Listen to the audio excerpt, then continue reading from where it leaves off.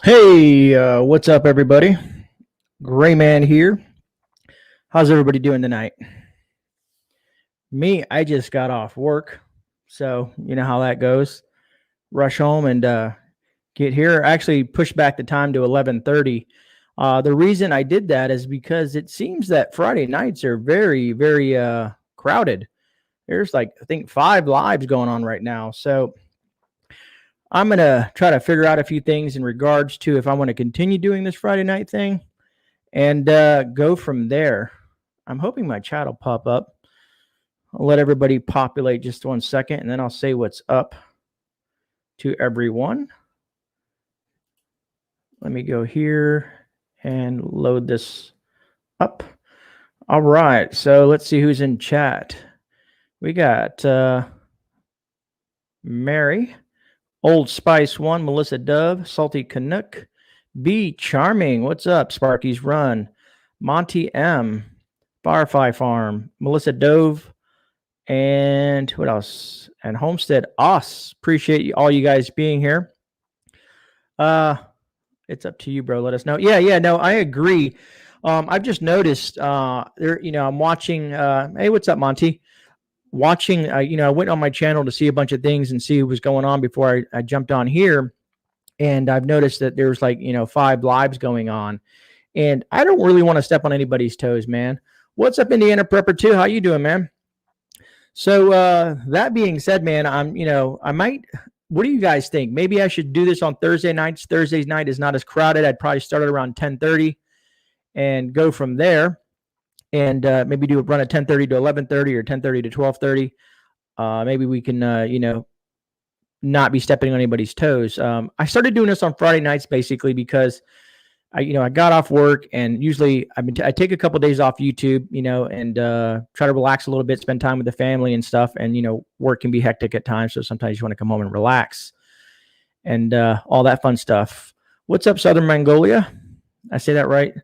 Sometimes I slur my words after a long day at the job. And, but anyways, I want to say thank you for everybody being here. Yeah, Friday night is packed. Firefly Farm.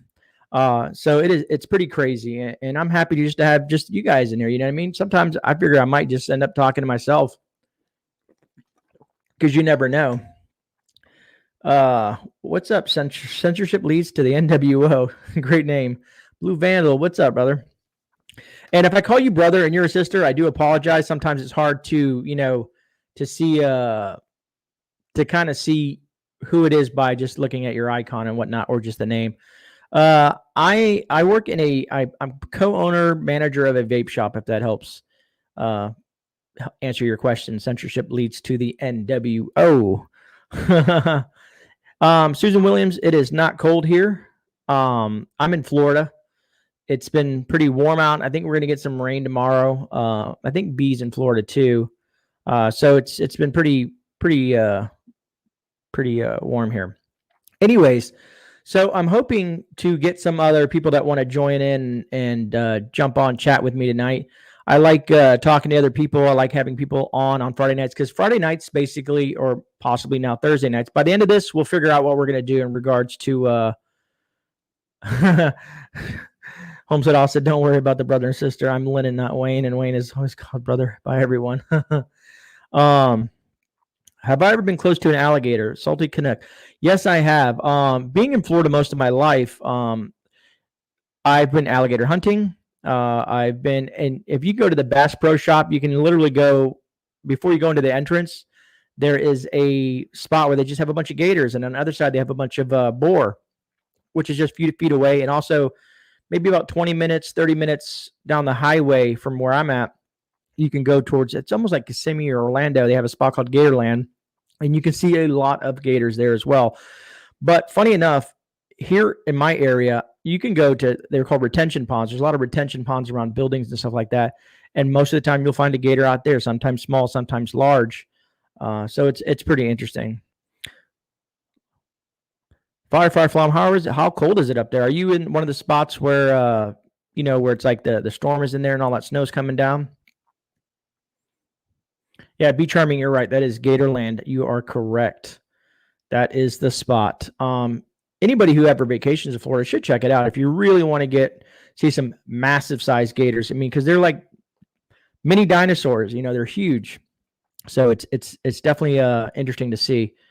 We are in the deep freezer here in Oklahoma. Big snowstorm on the way. Wow.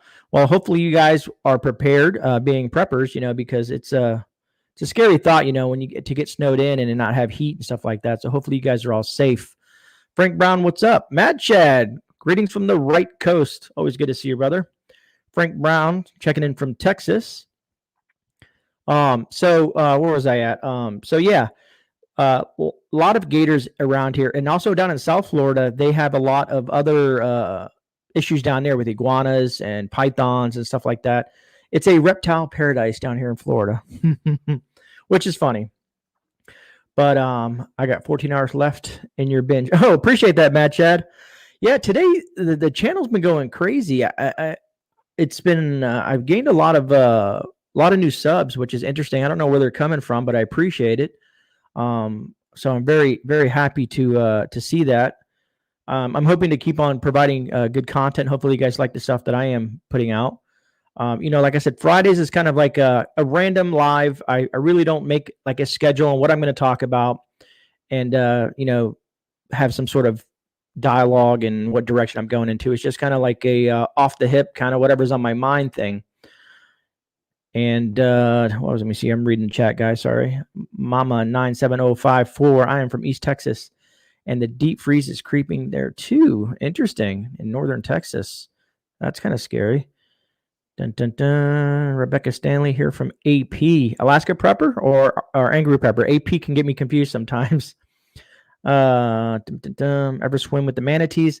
I have. Okay, so I do. If you go into what is it called? Like, it's not paddleboarding. It's like canoeing. Around here, and it's like a little creek that we go through just to kind of go fishing and stuff like that. And the manatees will be out there, especially when they're coming in from when it's cold and whatnot. They kind of center in certain areas. So I haven't swam with them, but they've been right next to me, and they're pretty awesome to see as well. They're pretty huge. And Claudia Ortega, hello. I posted your link to a few live streams. It may have helped. Oh, well, appreciate that, Northern Girl Hobbies. You are awesome. I appreciate you. You have been very helpful on my channel, and I will not forget that. Let me see. Idet here, cold in Northeast Alabama, I think that is. However, moved from New Jersey, so will not complain. Yeah.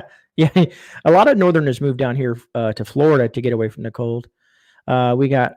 I'm going to butcher this name. I'm going to try to say it. Hykinth H. From North Carolina. I think that's where John from Prepper Nation's in North Carolina. Alaska Prepper. Okay, thanks, Rebecca, for clarifying. Deep freeze in Virginia. 67, Mad Chad. It was 67. Now it's 48 and raining.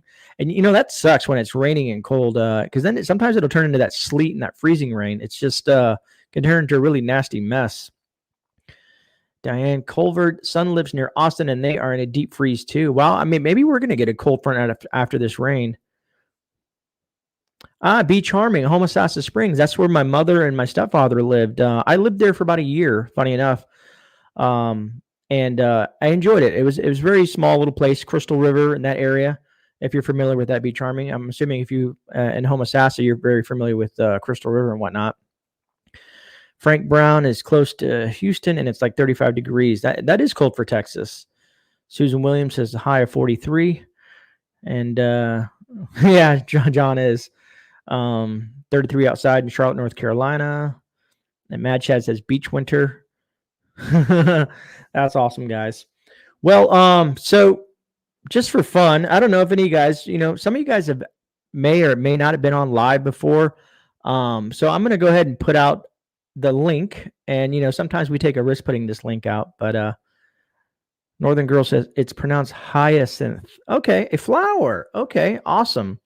Yeah, I butcher a lot of people's names, unfortunately. Unless it's simple like Bob or Mike or Frank or Charles or something like that. I'm good at that. But wow, in southern Indiana, there's snow.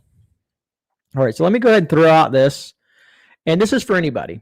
The only thing I ask from anybody that jumps on the channel with me is to respect the chat, respect anybody else on the panel, and no bashing of any other channels. There's enough divisiveness going on in this world.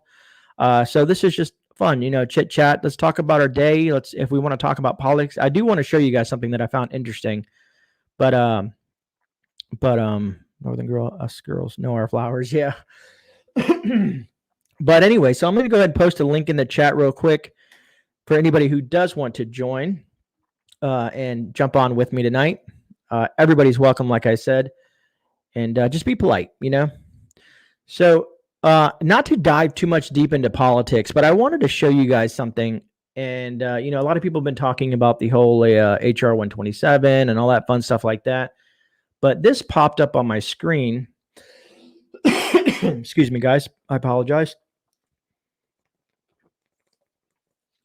Hopefully that will stifle the cough. Let me turn on my screen sharing thing real quick and pull this up real fast and put it to the screen that I'm looking for. Too much in my room or too much on my thing. Allow. All right, so we're going to share that screen. So I don't know if you guys have seen this. This was just, I was reading it when I came home from work, and kind of a little bit of a scary fact. It says, White House reassures gun control groups it will fulfill ambitious gun control agenda. And then I started reading through it. Here you guys can see that. So basically, it looks like they're going to try to move forward with a bunch of what they got going on in there.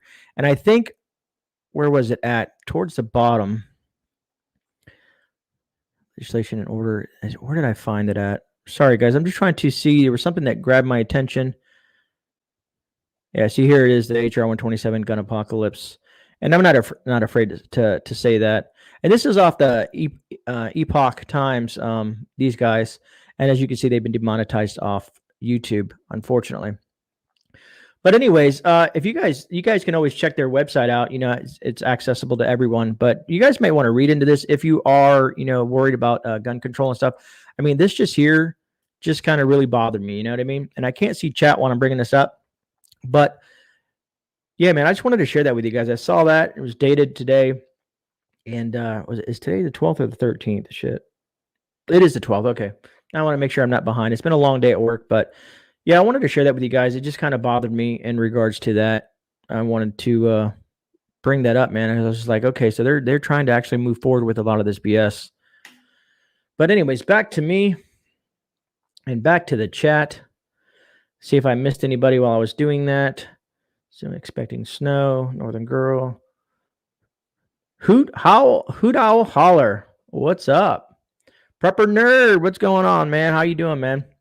Good to see you. Anna Be Charming. Oh, yeah, Be Charming. I say your name so much. I just like the name Be Charming. It's awesome. And what else do we got in here? Yeah, no, Monty, I agree. I'm not going to get the poke either. A lot of people, they have their reasons why they may want to do it or not. And, maybe some people might be forced to doing the work. But I do have my first guest. I want you guys to welcome my brother from the right coast, Mad Chad. What's up, brother? Hey, how you doing, GreyMan? Not too bad. Good to see you, man. How you doing? Oh, yeah. Hey, man, doing great. Just packing up, getting everything ready to go into storage. Start a new chapter of my life, I guess. Yeah, I remember Northern Girl was talking about that a while back with the whole you were being evicted or something like that. Yeah. Man, I thought they had a hold on all that stuff like that. Like I thought they couldn't do that at this point. Well, see, there's a loophole between when Biden signed the moratorium. You have 30 days from his signing. So and there's other loopholes in there that they don't tell you about. Gotcha. One of which is they just go ahead and just say, no, we're not going to honor your lease anymore. Are you going to be all right, brother? I mean, you got a plan? I always have there's always a method to the madness. Sometimes I go by the seat of my pants. I mean, you're a community member, so we worry about you, man. I don't know how everybody else feels, but I feel like this is a great community, and I know there's some issues sometimes that pop up, but we still got to spread that love around. You know what I mean? And things that happen to people kind of, affect me in a different way. I know it's not directly affecting me, but it affects me, as a community member, that, that something's happening to you that can, that is affecting your life. Well, thank you very much for your concern. It's just actually it's the least of my problems. No, I can understand that, brother. I'll share a story with you real quick if you don't mind.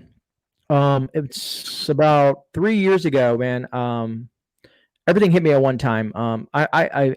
John went through it. Me and John were talking about something, but I, being in the ex-military and all stuff like that, I have some issues and a lot of things. I used to have a lot of bad anxiety issues, so I've been seeing a doctor for probably 20 plus years, and Yeah. she quit on me. Well, Uh, she quit on me without giving me any prescriptions for the medications that I'm never supposed to stop taking. Which was, yeah, so that was a whole experience. And then I lost my vehicle because I had a time I was doing a buy here, pay here thing, and they said they fixed it, but they didn't fix it. Wanted to charge me $1,200, and I said, well, I'm not going to pay for something that's not fixed. So I lost my vehicle. My doctor quit on me. I lost my job. Basically, all in the same week. Everything happened. Lost my job. Me and my wife. Yeah, me and my wife and kid. At the time, we lost our house. About 30 days after that, there was nothing we can do. There was no money coming in.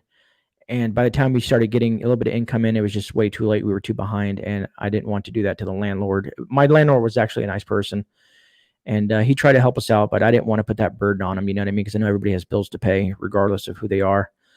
But yeah, I was, it's weird being a grown man, and I had to go back to my father's house for about 6 months till I got back on my feet.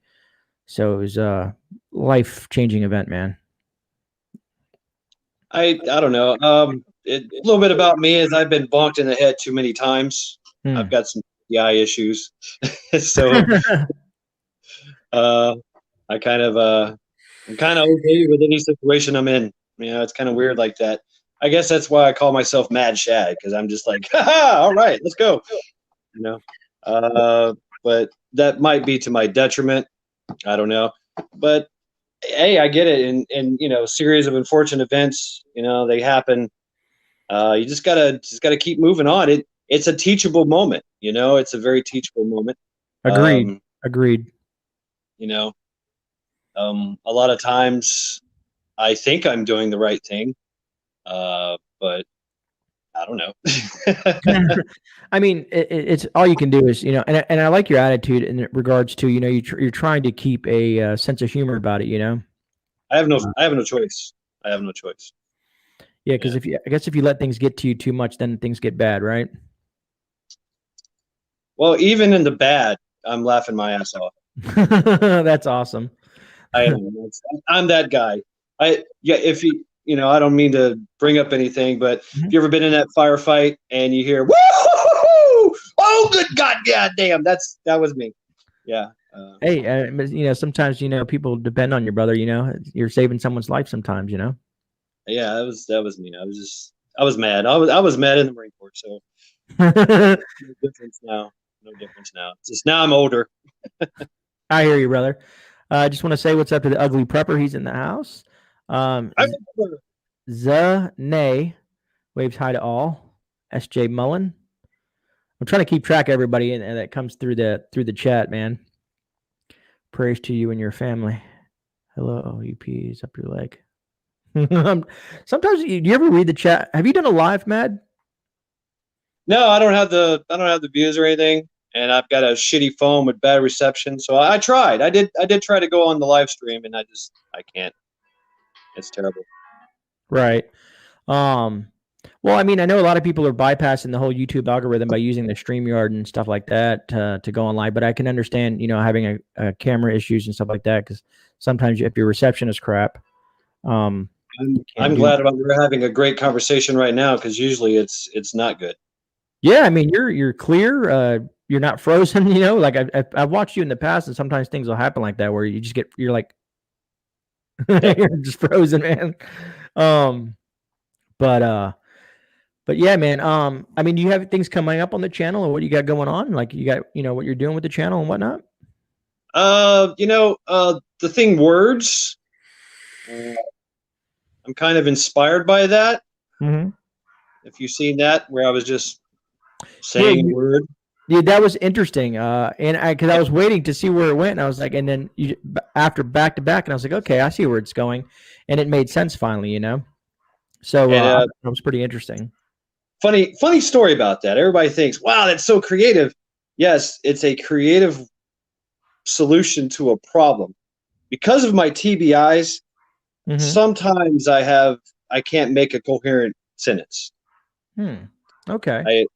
It's like I lose my wits about me. I get frustrated and I can't get the words out, or it's dyslexic, or you know what I mean. And so I have to focus and just say a word.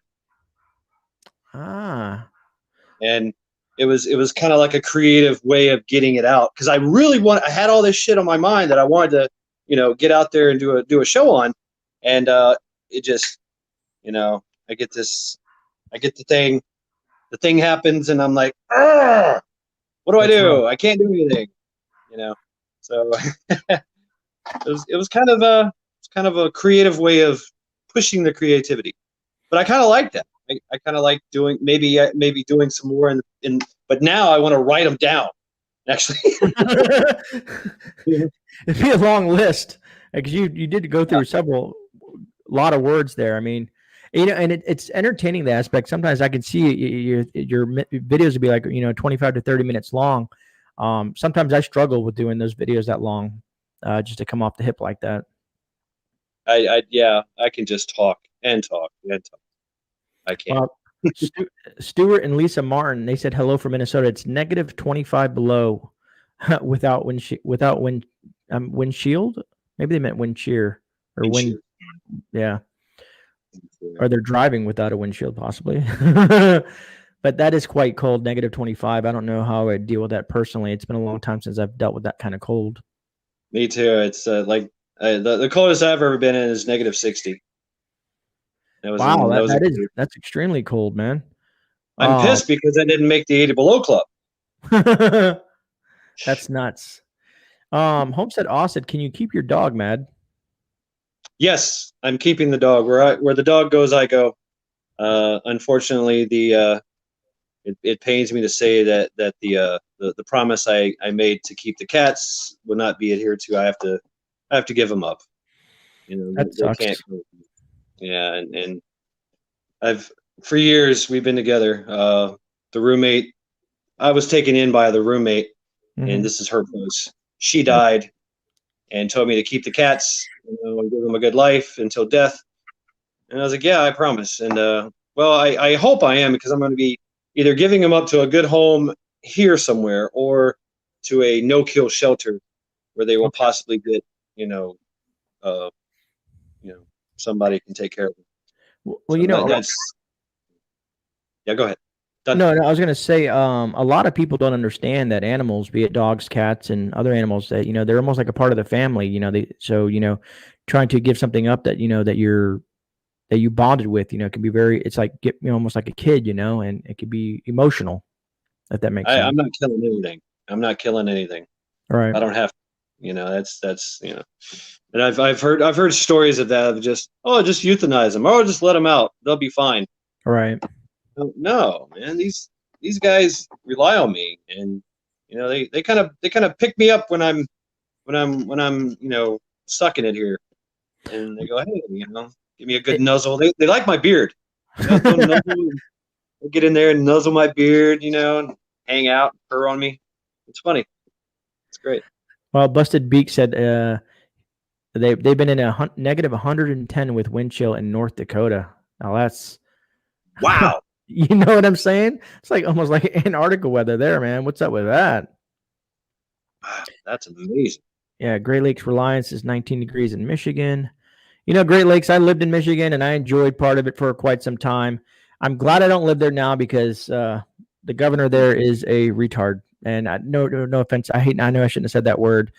She's just not intelligent. Sorry. I do apologize. I'm trying, I try to be politically correct in some aspect, because some people take offense to certain stuff, but it is what it is sometimes. But what was I was going somewhere with this whole animal thing too. But we are animals.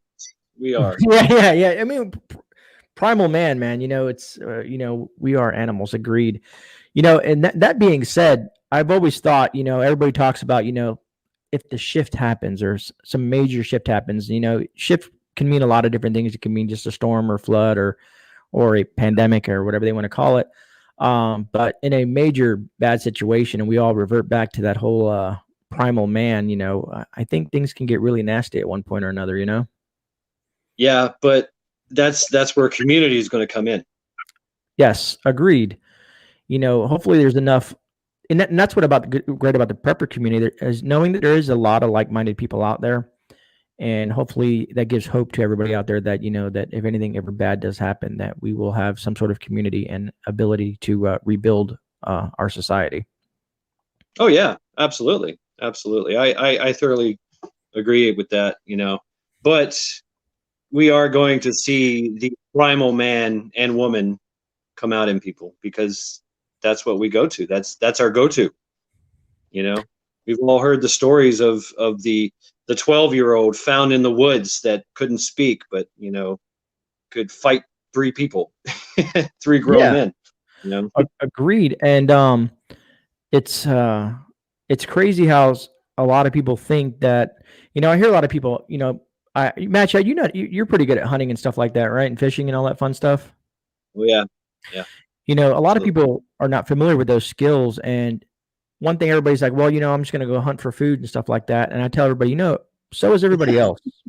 Everybody else in the world is going to go, and if they can't get food, they're going to go hunting too, in one way or another. So the game will start to thin. And what do you do at that point? So it's just little things like that. Really creative. I mean, being a hunter and fisherman, here we have to be responsible. We have to follow the rules, and we know the limit. And that's because we're conservatives as well. We're Right. land conservatives and wildlife management conservatives.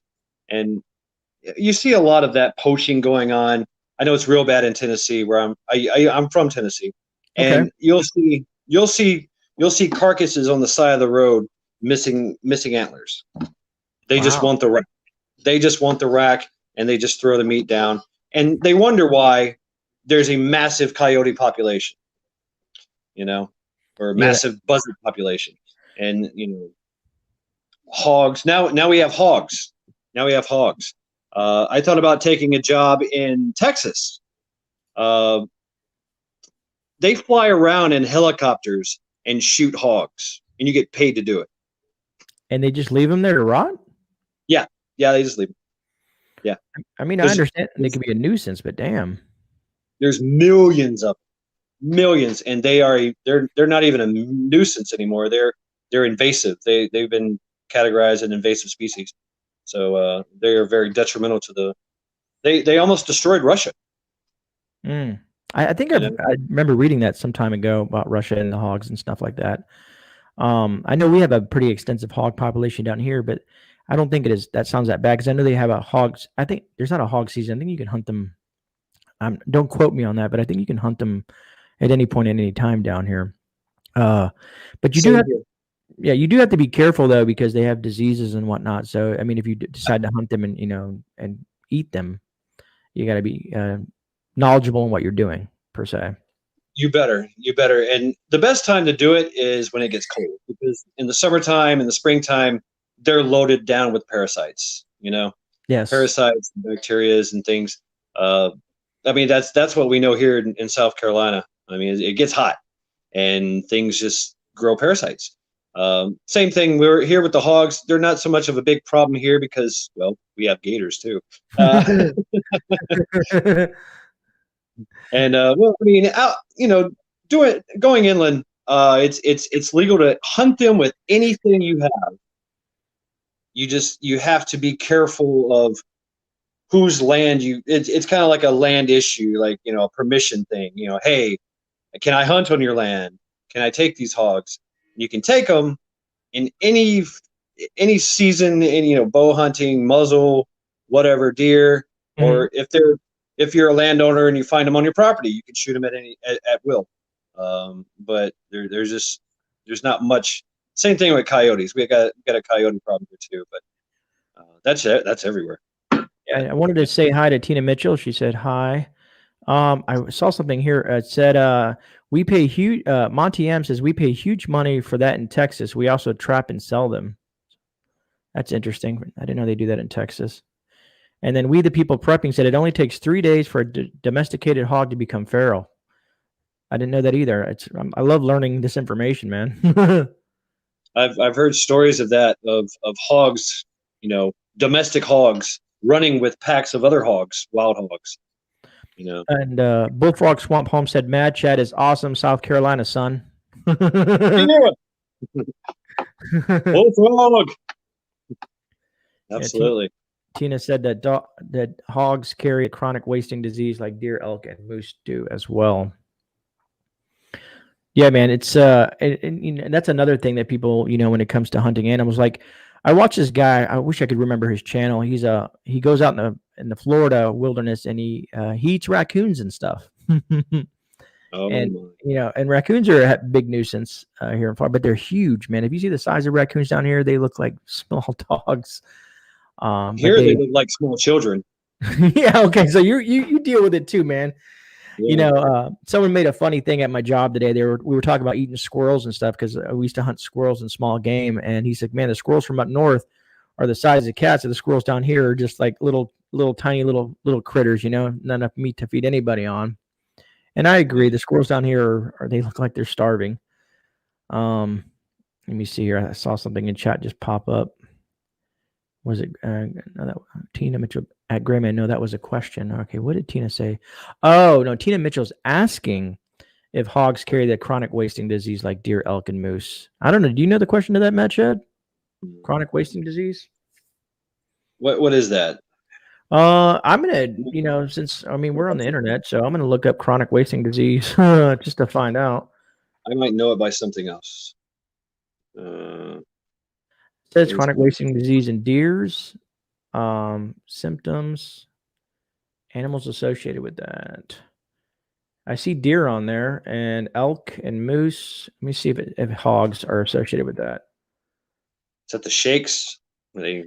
Naturally occurring fatal neurodegenerative disease of cervids. The potential for swine to severe a host as an age. Yeah, so swine is also in that whole thing. Now, so it's like rabies. Yeah. Kind of. Deer and elk tested before. Yeah, it says strongly considered having deer and elk tested for CWD before you eat the meat. If you have deer or elk commercially processed, consider asking that your animal be processed individually to avoid mixing meat from multiple animals. Interesting. Interesting information. All right, let me jump back in chat here, make sure I didn't miss anybody. Dun, dun, dun, lawful carry. I think people are talking about. We had fat red squirrels here, and they're the size of a house cat. We the people are, we the people. I don't know what you're doing, man, but let me throw that chat out there because he's an interesting character with a lot of information. We the people, if you want to join us, feel free to if you have the time. Yeah, man. I'm gonna get off here soon. Yeah, I wanted to talk about hunting. Everybody's like, yeah, I'm just gonna go hunting. Right. Okay. If you'd never hunted before, you might want to start. I've known guys that went out and hunt, girls too, that would go out and whole season see nothing. Absolutely nothing. No shot. And they bait. They get the deer corn, they throw it out there, and they do all the right things. They get the call, they get the scent, and they throw it out there, and they take a bath in scent scent be gone, and hide in their deer stand, and for 3 days, in camouflage, ready to take that shot, not moving, and see nothing. I can attest to that, brother. I have covered myself in deer urine and taken the antlers and did all the clackety clack stuff and put salt licks out and spent 3 days in the icing, the freezing cold and not seen a thing. So it's not fun. And people who think hunting is easy, they're kidding themselves, man. You know what I mean? Just like fishing. I mean, I've gone fishing. I mean, I'm in Florida, so it's huge. We have salt water and fresh water, and sometimes you go out there and spend 3 or 4 hours and get absolutely nothing. Yeah. So there's tricks. Now there's tricks to it that help you along, but they're illegal. Shall we say? Like I cast net. I do a lot of cast netting. I'm a master cast netter. I can take a big old cast net and whoosh, throw it out there. Put it in my teeth and all that, and boom. And so if you catch a certain fish like a spot tail, we call them spot tail. They're huge fish. I mean, just massively huge. You cannot. They're so easy to catch with the cast net. If you do, you're going to jail. You need to remove it. You need to let it go immediately. So that's the thing is you'll see them, but you can't touch them. I've heard stories of cans of Alpo in the water and things like that, which are illegal. Do not do that. But well, I guess the caveat to that is if you're in a shift event, then nothing matters at that point. So having that skill is also good. Northern Girl Hobby said, "Don't pee on your don't do the pee on yourself. That can be dangerous." Northern Girl, that's when I was 15 and I got my hunting, or 14 or 15. I got my hunting certification, and they never talked about it. So I was with this old guy who probably tricked me and thought it was funny and see if some sort of buck would come and basically rape me and make fun of me. So it's a rite of passage. But I enjoyed hunting, man. Some people are, don't enjoy it, because, they say, it's killing animals, but everything that we ever did catch it, be it squirrels or whatnot, to the smallest to the largest thing, when we hunting, we ate it. And if we didn't eat it, we did process the meat and gave it to people that needed it as well. We were very community based like that. So even, let's say, I don't know if this ever happened to you, Mad Chad, but we'd be driving sometimes and, we clip a deer. And there's nothing you can do at that point, especially if they're injured beyond repair. It's not like, there's going to be some vet that's going to come out there and save this deer, with its back end or wherever it got hit. So we'll put it out of its misery, process the meat, and, we'll take some for ours and then give some to the neighbors or friends and family as well. Because I do enjoy venison. I do it. It's I just finished the rest of mine. Now I got to get some more. We have that rule. The rule in Tennessee is the same way. If you hit a deer, it's yours. South Carolina, if you hit a deer, it's yours. Or move it off the side of the road. If you hit a deer and it's got a tag on it, then you got to report it. Hey, I hit this deer. Don't shoot it. Yeah, there are some legalities to that. Know your laws in your states. If something like that does happen, it's probably the smartest thing to do. Because I know people up north, when I was growing up, they had people that would pull up in their trucks and what is it? They're spotlighting with a big spotlight on there. Yeah. And really messes the deer up, they stop. They stop. And another thing to know is when rut is. Now the laws differ on what you can do during a rut and where. If everybody knows what a rut season is when it's a massive get together of the does and the bucks fight to try to win the does. Right. And you could see thousands upon thousands of deer in an open field, and it's wow. It's impressive. And they're aggressive. So don't think you can just walk out there and take one. These deer will mess you up, and they will. I've watched. Remember when? I don't know if you remember when there was a thing called Vine. It was like kind of like the old TikTok or something like that, and they had all these little clips on there. It was something like that, and they would show. Well, actually, we can go way back to America's Funniest Videos. Everybody's probably familiar with that. Or When Animals Attack. Yeah. There's a good one. When Animals Attack, and you can see animals doing some crazy stuff like that. We the People Prepping said it's a deer orgy. It is. I mean, it is. It's kind of like that. It's kind of. So many stories. What's up, Julie? How you doing tonight? We don't see that. But I would suggest that if you're going to get started hunting, do squirrel hunting. They're elusive, and they'll teach you. Get you a 410, get you a 22. Well, I'd say 410 start out. You're really good to do a 22, but You know, do some squirrel hunting that'll get you in that kind of mindset, because a squirrel will literally just hide from you. You know, Yeah. boom, he's gone. He's behind the tree and kind of peeking around the corner. You know, so that'll teach you a little bit. Learn to track. Learn to track. Yes. Learn to read the land. You know, look at the game trails. Look at the bedding down. Look at the water sources. Look at the tracks. Look at the dung. Look at the poop. You know, rubbings on the trees. I mean, there's so many signs that are out there. But yeah. I learned a lot of that by, you know, and some people might think it's disgusting, but yeah, the scat, you know, seeing how fresh it is. I mean, and you know, squeezing it. And I mean, this guy, his name was Bud, who was kind of training me out there when I was young, and he would take it, squeeze it, smell it, do all kinds of other stuff. Sometimes you'd run into stuff like it's still steaming, you know, so you know it's really fresh. Also in a nice fresh snow, it's easy to track too if you know you're where you're looking for and stuff like that. It's time to track them. Snow is the best time to learn how to track because you'll see everything. Right. Yeah. Agreed. I've been teaching my daughter, trying to understand, because we go out. We call it sugar sand out here in Florida, and you can see a lot of different tracks, mostly raccoons. But also, I've been teaching her, you know, with snakes and stuff like that, to kind of identify certain things like that. Trying to get her into the whole tracking idea and showing how valuable it can be down the road. Bullfrog Swamp Homestead said, "Ask Mad Chad to explain snipe hunting.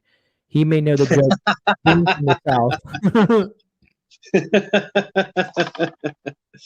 Well, okay. I mean, not to ruin it for anyone now, but the idea is that you get a bag. It takes two people, and you get a bag, and the other person has to run out there and run around in circles and push the snipe into the bag. Interesting. Now, mind you, there is a bird named snipe. There is an actual bird named snipe that's in England, I think. Yeah. That's funny.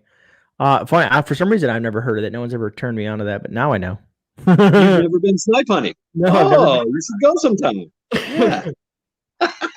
You know, someone asked me a while ago, I don't know if it was a live or a comment on one of my videos, but they said, "Man, are you ever going to go alligator hunting?" And so I've been talking to some friends of mine who you know, who get the tags and whatnot, and I'm going to try to, when they do it, I'm going to try to take some camera gear out there and follow them and share that with everybody on the channel. I think that would be pretty entertaining. Yeah, I mean, I've been on some of them. You know, it's pretty easy, really. I mean, you just grab one with you pull right up to it, grab it with a gaff, and shoot it with the 22. You know, these two guys that I know are, I mean, they're real hardcore Southern boys, and sometimes they'll lure them in, come up behind them, and literally jump on these gators like what you would see on TV. You like to do that here too. Yeah. That I'm like, what the no. You Yeah. grab it by the tail and whip it around. You know, we got some pretty big gators around here. I don't know. Every lake here, every waterway and lake has at least one alligator in it. And DNR, Department of Natural Resources, they have to come out, especially in the highly populated areas like I'm in, and they'll remove an alligator, you know, and then take it back in. But they go out to the sea, they go to the piers. These things get huge. And yeah, I've seen these boys. They'll literally jump on that thing, whipping it around like it's cool. I'm like, what are you doing? Oh, it's fun. Yee-hoo. Good time. It's you ever, I don't know if you guys do it over where you're at. I see them in Louisiana do it a lot, that whole noodling thing with the catfish and whatnot. Yeah, I've done it. It's a very unnatural thing. I always wondered how that plays out, man. I don't know, man, because I know some of the catfish I've caught are mean and nasty. I mean, literally, you sticking your hand into something that bites it, and then you're pulling it out of a hole. And there's no teeth. It's like a bony kind of a bony plate with divots in it. Mm-hmm. So I mean, they will leave some marks on you. And the idea is to put your hand in there and then make a fist and grab something and pull it out. usually inside the mouth by the gills. I know it sounds weird, but you're because if you try to pull out, you're gonna just get sandpapered hand. Your hand is going to be all tore up. So once he bites your hand, you got to pull him out. Do you guys? But around here, the catfish are disgusting.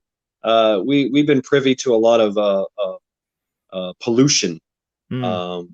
So there's a lot of mercury. There's a lot of other things. There's a paper mill that dumped a lot of stuff in. There's a Santee Cooper, which is a electric company. They dumped a lot of transformers into the woods, and mercury seeped in everything. I've literally been on the Intracoastal Waterway, caught a fish, opened it up, and it was green inside. Wow, that's pretty nasty. I'm reading Bullfrog's explanation to Northern Girl about sniping, and I'm like, yeah, that sounds very funny. It's funny up north. What we used to do just for fun, we wouldn't eat them, but I know some people that do eat them. Is we would go carp fishing because of the size of the carp in the fight. Yeah, they will fight. They will fight. They have a rule here because people use the carp to as like a pond management thing. So it's actually illegal to catch the carp that are feeding on the grass. Something that whatever, I don't know. I think we used dough balls and sometimes with corn and stuff like that. And that's how we used to catch them. Oh wow! But interesting enough, we would walk in it's disgusting. The Lansing River in Michigan is pretty nasty. We would walk. Oh no, it was called the Grand River. I think that's what it's called, the Grand River. So the carp would spawn, and they're just doing their whole little thing and everything. And we'd walk out there because it's only like waist or chest deep, man. And I remember just walking through that, and this massive, probably 4-foot monster carp went between my legs, and I squeezed my legs at the same time and caught it and tried to pull it up out of the water. It's huge, It was a cool experience, but weird to have something in the water that size. Because here in Florida, if you feel something like that big kind of swimming through you might want to be extra cautious. The sharks are known to privy this area.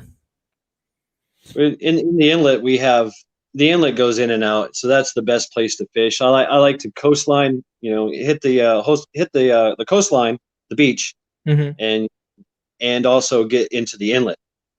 Which is, it's a tidal water, so it's salt water. And there's some big stuff in there. Big stuff. I've had to cut my line a few times. Sea turtles and whatever. Skates. Speaking of sea turtles, I think Tina Mitchell said that my dad used to walk in the creek bank in the water and pull out snapping turtles. He was a crazy hillbilly from Kentucky. He used to do that in Tennessee. Yeah. And then we have We the People says carp are great game fishing, but not very good eating. I agreed. We the People. It's definitely. I've never ate it. Some people say they pull out the mud line and smoke it, but yeah, not for me, man. Not for me. But just like you, Matt, Chad, we have an inlet down south that's called or is it north or south? It's Sebastian Inlet. And are you familiar with that guy, Jeremy Wade? You ever heard of Jeremy Wade on the Discovery Channel? He's like this extreme fisherman, like it's monster fishing or some. That guy. Yeah. Yeah. So he went down there fishing one time, and he got this huge bull shark. He got a jewfish, which is also a version of what is it called, a grouper or whatnot. But some monster size fish out of that inlet, and I was pretty shocked at how I've never went down there and went shark fishing, which I think would be another interesting video to go out shark fishing. That'd be kind of cool. A lot of people do it here locally. I mean, because you can go right off the beach, and if you have the right bait, you can grab some. Yeah, the thing is here is you got to get out far enough, and there's ways you can do it. With a double caster, it's like a thing, and it kind of like shoots it out and pops it off, and there's ways and means of doing it, but the best way is to read the land. There's places here on the east coast. Most of it goes down at a gradual thing. At certain places, it just drops down. 4 feet out from the shore, it drops down, and there's all kinds of big stuff down there. And so, knowing where those areas are will help give you some success.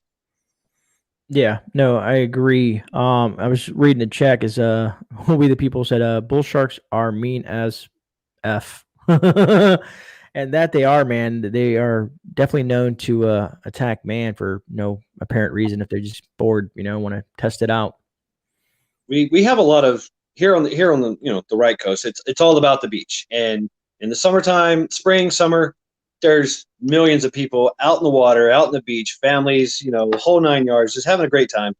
And I used to do pest control, and we have all kinds of sharks here. We got everything. We got everything. Uh, we even have the great whites that come through here sometimes. With the beacons, with the beacons. Like Yeah. beep, beep, beep, beep. We get those. We get the hammerheads, and we have bull sharks and all that. But we have a sand shark, Okay.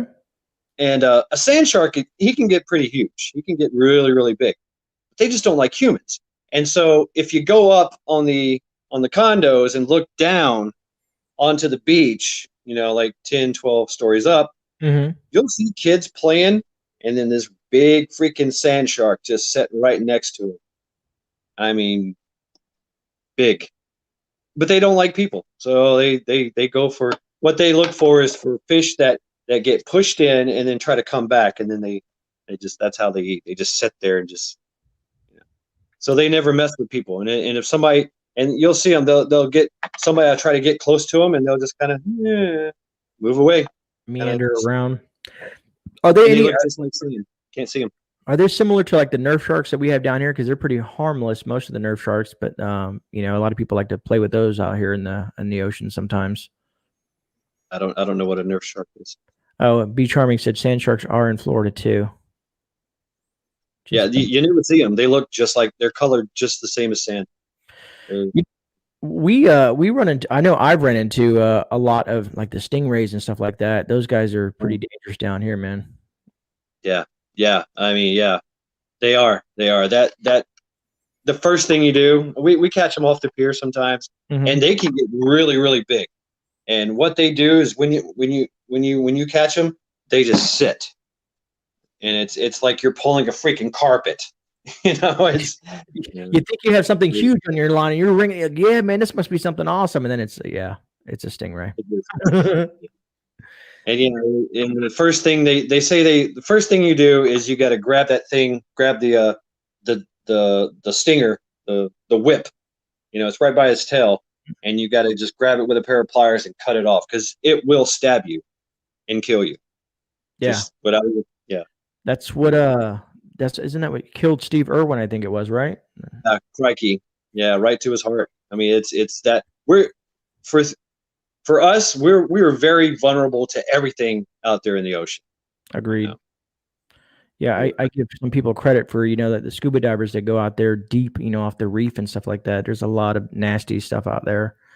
I tried it a couple times back when I was in my younger days, and my first time freaked me out because I lost my bearings, and people were like, "Hey, they're trying to tell me watch your bubbles, You'll know which way is up." Because it's just like, where the hell am I? I'm in space. I'm lost. Yeah, it's a bit serene down there. Yeah. We the people prepping, yes. Grow Hobbies, GreyMan Prepping, glad to be here. Oh, Dina Walters, hey, how you doing? Did I say hi? I probably did. I hope I did.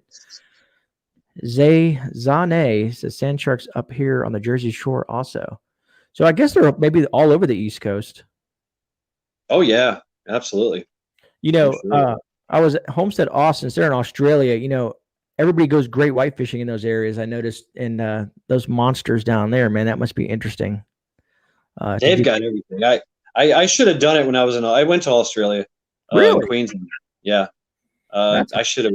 I went to the Billabong. I seen the Billabong. I seen the Great Barrier Reef, and there were some guys that were taking because you're with the military and you pull in a port, and the first thing you want to do is just get out and hit the bars and do all that stuff. Well, there were some guys. There was a bulletin board on the ship, and hey, here's a tour. Hey, let's go. Go on a boat and do some fishing. People were doing that stuff. And it was cheap, like $20 for the day, and you go, get on a boat and go fishing. It was great. Every now and then I would do stuff like that, but I should have done more of that in Australia. But hey, I was 20 years old and had a fat paycheck. So Yeah, the good times, right? The good times. Yeah.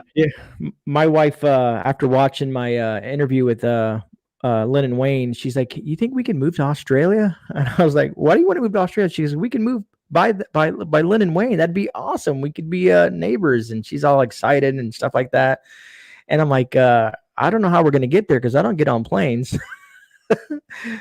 It's a fear that I developed about a decade ago, and I don't know why. I need to somehow break that fear, but it's a stupid fear. I know it doesn't make any damn sense.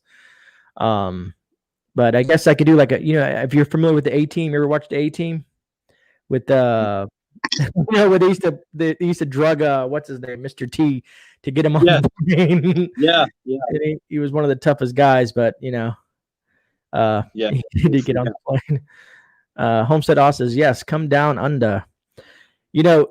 It's funny. People have a stigmatism sometimes with Australia. When I speak about Australia, they're like, oh, you mean like Crocodile Dundee? And I'm like, oh, God, here we go.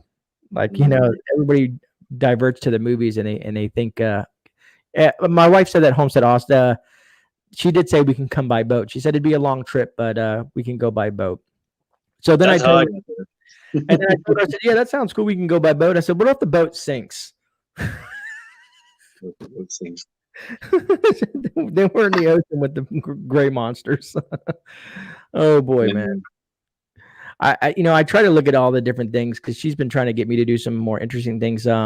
She wants me to go. I could have done it in the Army, but I did not.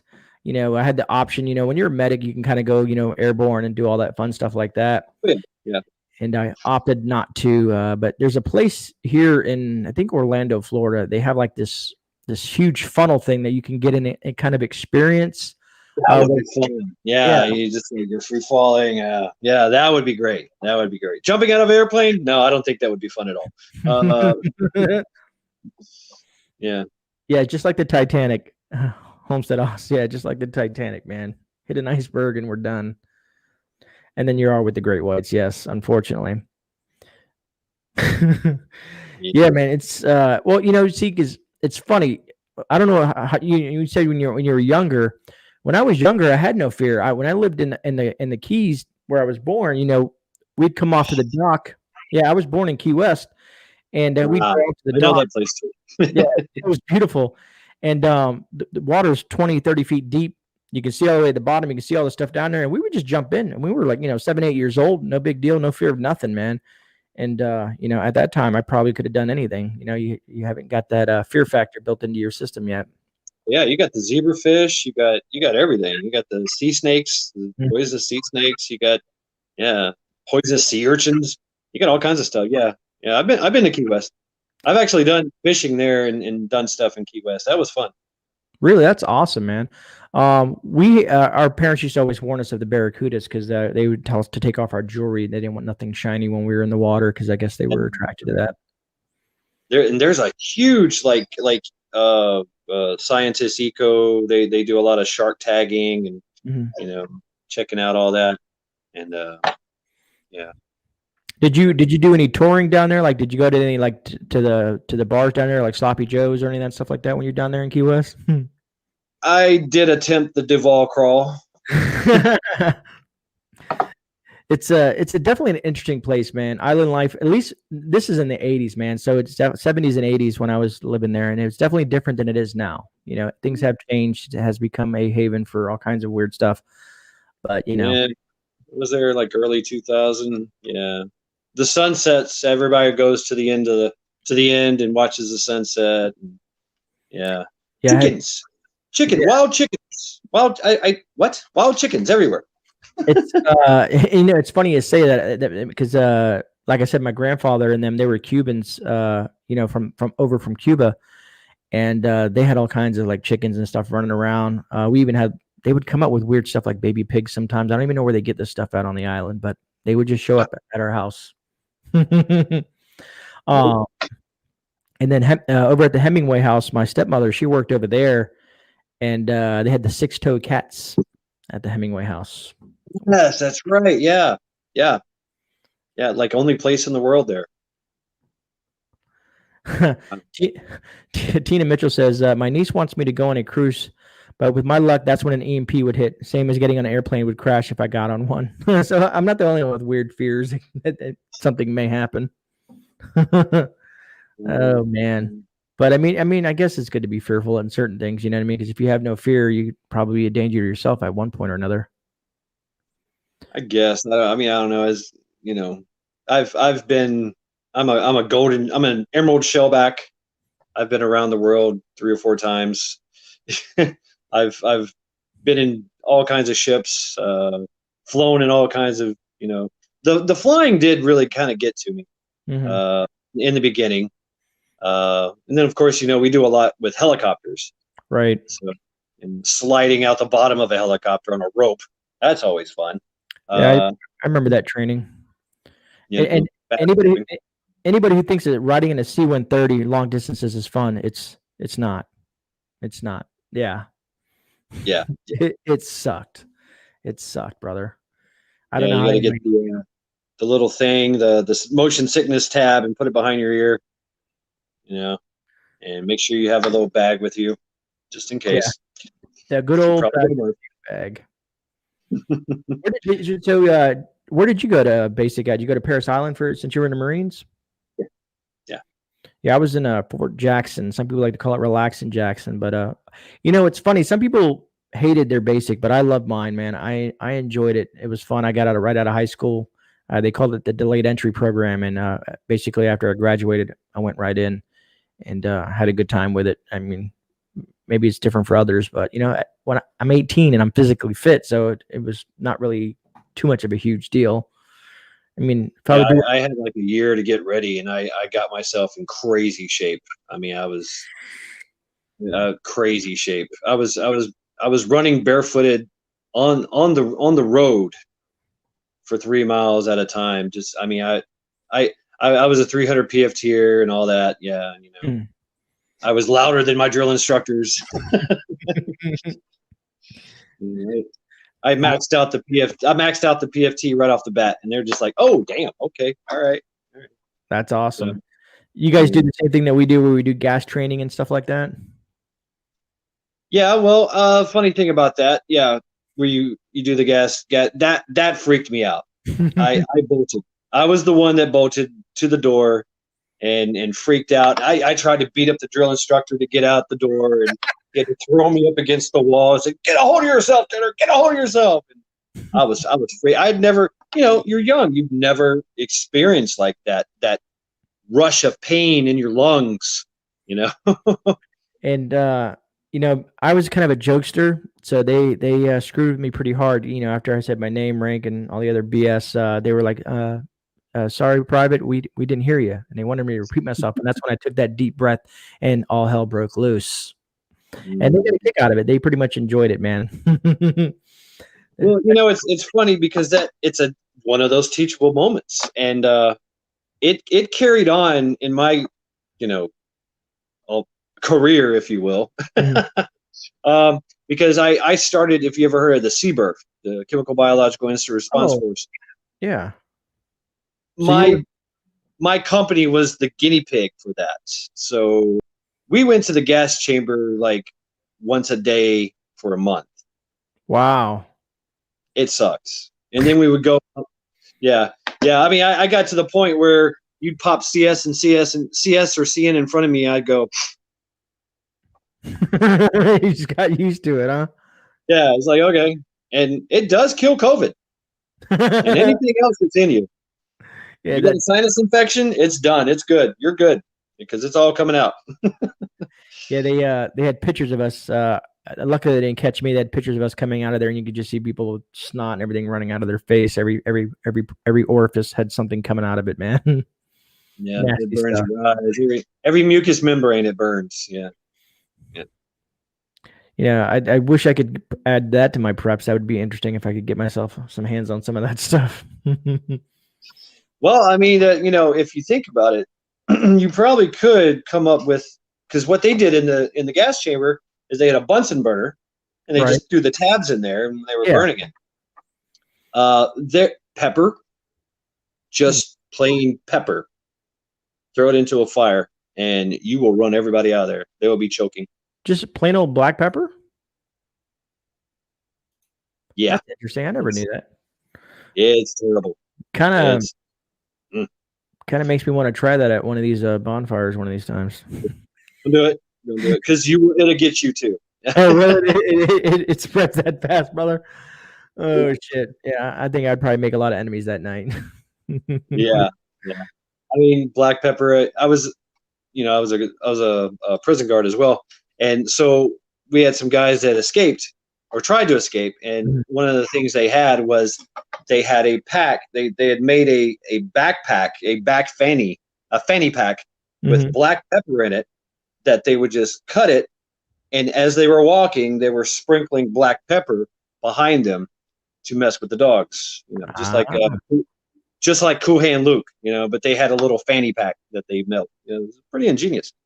But yeah, dogs didn't like pepper either. I agree.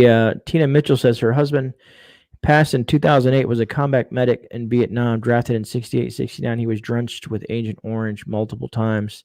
Yeah, it's not good stuff, man. My condolences. I know it's, years later, but, that sucks. It always sucks losing a loved one. And I saw something else. Who else? Oh, Blue Vandal says, I'll sell you some. Blue Vandal, are you still in the military? And who else do we got in here? Tina Mitchell says, toss it and run like hell. Capsiomolacellum, man, pepper spray, that's nasty stuff too. That really is. But it can be bearable. You can build up a tolerance to it. It's true.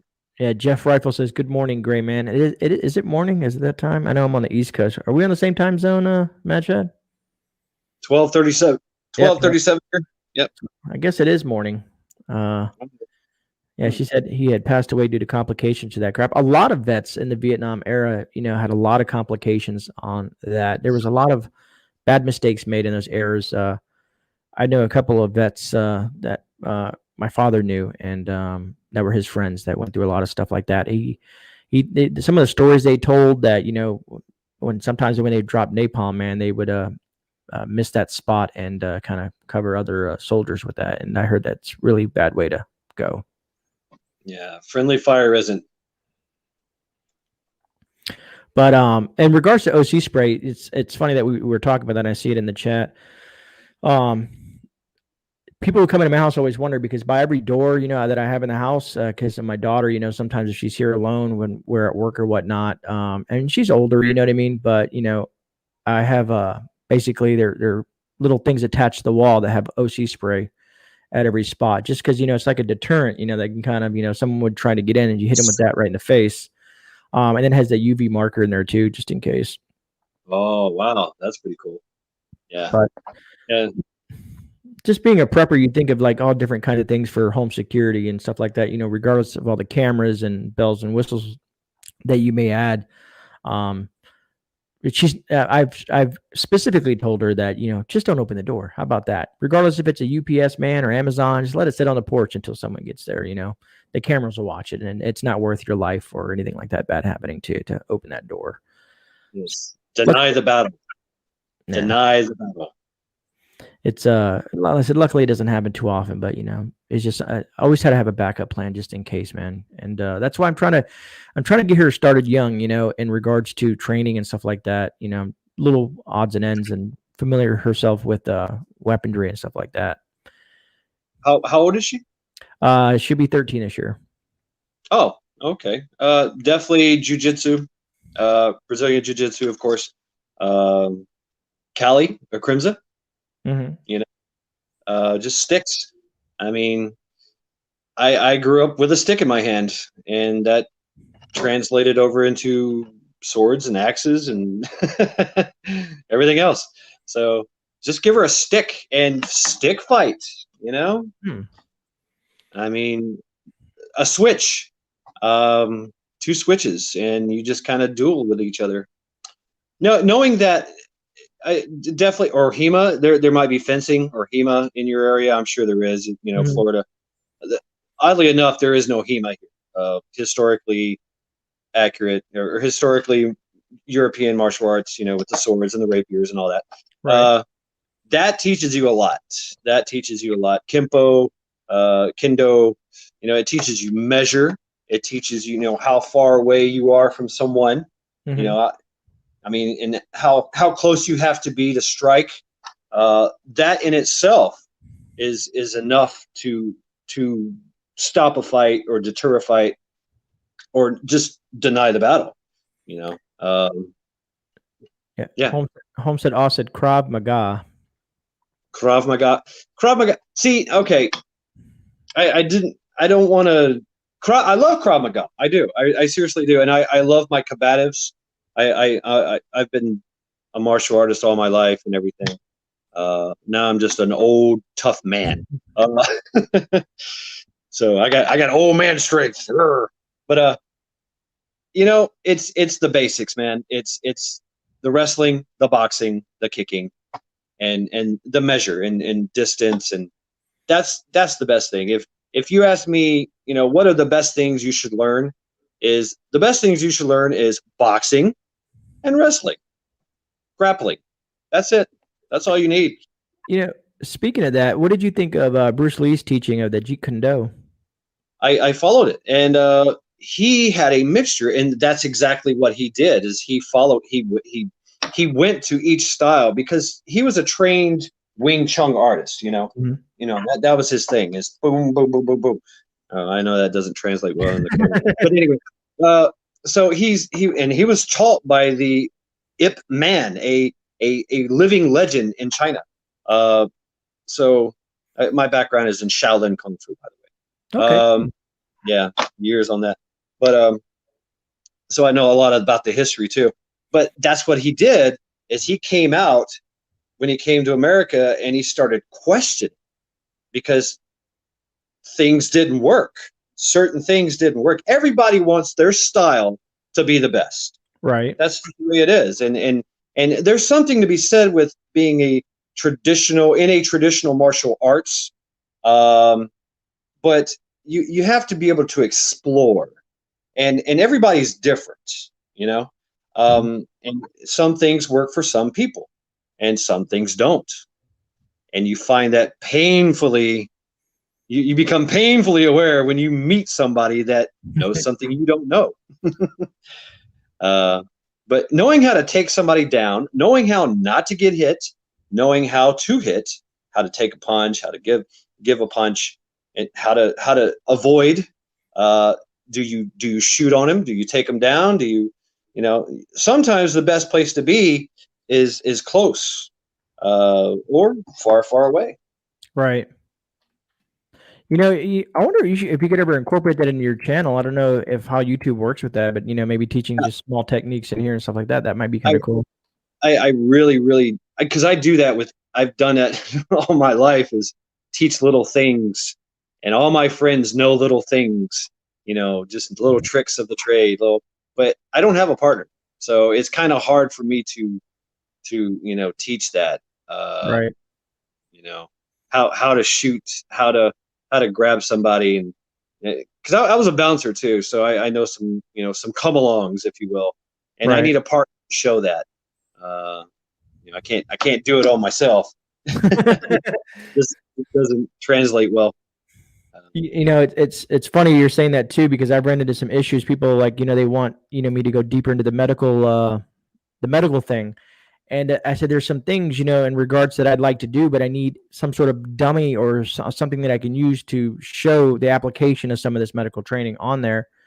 And, sometimes it's like, how do I say, it's you certain things you can put on YouTube and certain things you can't, because you don't want anybody to take something that you're showing them and maybe trying to use it without proper, being I know what you mean. Yeah. I can say I just did a video about, rappelling, if you will. And it's emergency only, it's not, I wouldn't do this and feel good about climbing a mountain and doing it. But if I had to do something, I knew I could do it, for emergency only. Right. I kind of feel reluctant about having that out, because I know somebody's going to try it, So there's always that one person, that one idiot. Hey, hold my beer. Yeah, right. Bullfrog says he says I want to jump in too, but I'm too tired. Would love to talk about more fishing, hunting, and foraging trap. Yeah. So let me ask you guys. There's about 40 some people in the chat. There was like 50. I know some people have said bye because it's getting late. Let me ask you guys. What do you guys think about me doing this Thursday night, starting at let's say 10:30? Give me a 1 for 10:30 Thursday, or give me a 2 if you prefer to keep it on Friday. I'm just curious what you guys think. Maybe I could switch it up. Because it seems Friday is very jam packed with a lot of other people that are live, and it's just like there's so many people all over the place. I've seen it from like 9 o'clock all the way to I think there's still people going on live right now somewhere on YouTube, which I'm just trying to stay away from our group. Northern Girl says 2. She wants me to stay on Fridays. Tina Mitchell says 1. Blue Vandal 2. Because I'd like to get as many people, I want people to join in as well because I like to hear other things. 2 1 2 1 1. Maybe I'll have to do 2 live streams, Matt Chad. One on Thursday and one on Friday. Yeah, I'm 14. I kept hearing all the notifications from your because I'm auto playing you, trying to get you up there. I am 14 hours away, and I'm almost to the end. Almost to the end, and you've got a lot of hours on that thing, man. A lot of hours. I've been trying to do a lot of stuff with the channel, and someone gave me this idea a while back with the whole binge watch GreyMan, and some people, I don't want to, I do have the Patreons and all the other stuff that you can do, but I think it's more beneficial to just get the channel to get monetized. If you're getting close and you're trying to get yourself pushed over there, and people say, they ask you like, well, why do you want to be monetized? And I said, well, down the road. If you look at people like Alaska Prepper and some of the other channels out there, some of the stuff they do after being monetized is awesome. Like giving, I think he had said 1,500 pounds of food to the food bank. I mean, that is awesome, man. Yeah. Pinball. I mean, he did that giveaway. Yeah. That was amazing. That was absolutely amazing and great. I mean, just feel good stuff, man. I think John does some stuff with his money as well. He does something for charity and whatnot like that. He does certain charities. Some people pick autism, or people, pick different things that relate to them, or, things in their lives. And so that's what I want to do. I want to, once I get to that point and get some sort of whatever monetary gain off YouTube. Some people say you got to keep some for yourself because, you have to pay for your time and your gear and all that stuff like that. There were operating costs. Right. And then he said, you take a percentage of what you make on YouTube and apply that and save it up over a month or however it play. See, I don't know how YouTube monetization works yet. So once I get there, maybe I can do an explanation video, maybe to help people out to maybe learn. I looked into it. I did. I looked into it.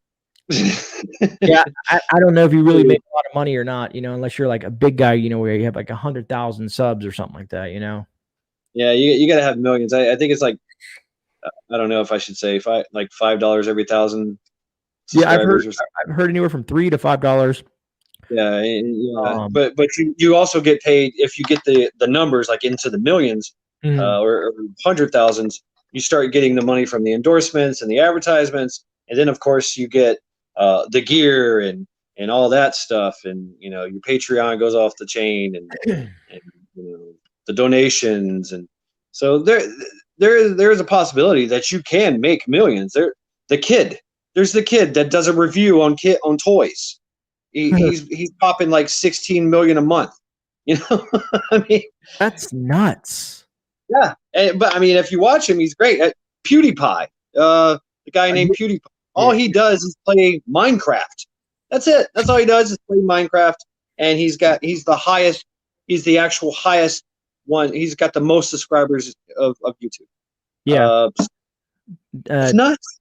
Tina Mitchell said, GreyMan, get PayPal. They say YouTube takes a lot from Super Chats. Yes, they take about 30%. And Tina Mitchell, I do have a PayPal. I did that when I first started because a lot of creators said, hey, do a Cash App, PayPal, Patreon. So I did all that.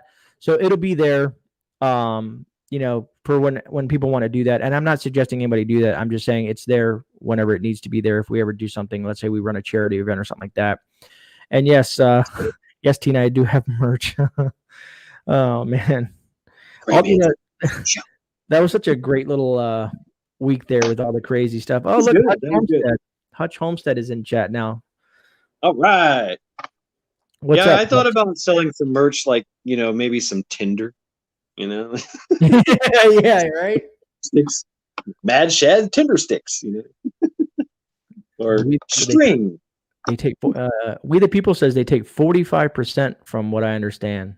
Really, that's I guess eventually I'll figure it out. And I get everybody loves doing the super chats because they it puts your names and lights and you get you get that recognition and stuff like that, which is cool. I'm not going to stop anybody from doing anything they want to do. You know what I mean?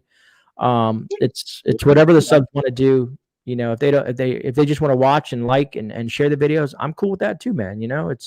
It shouldn't. If you're doing this for the money, then you're here for the wrong reasons, man. Because this is not some sort of super lucrative business, other than like how you said, if you're like one of these people. But they, unfortunately, a lot of the big YouTubers cater towards children, and I think that's a little odd. But I get it. With the games and stuff like that, because my daughter watches the crap out of some of this stuff, and I'm like, what are you watching? And it's just some guy making fun of another guy on another channel, and like grading. I don't know. They just weird stuff.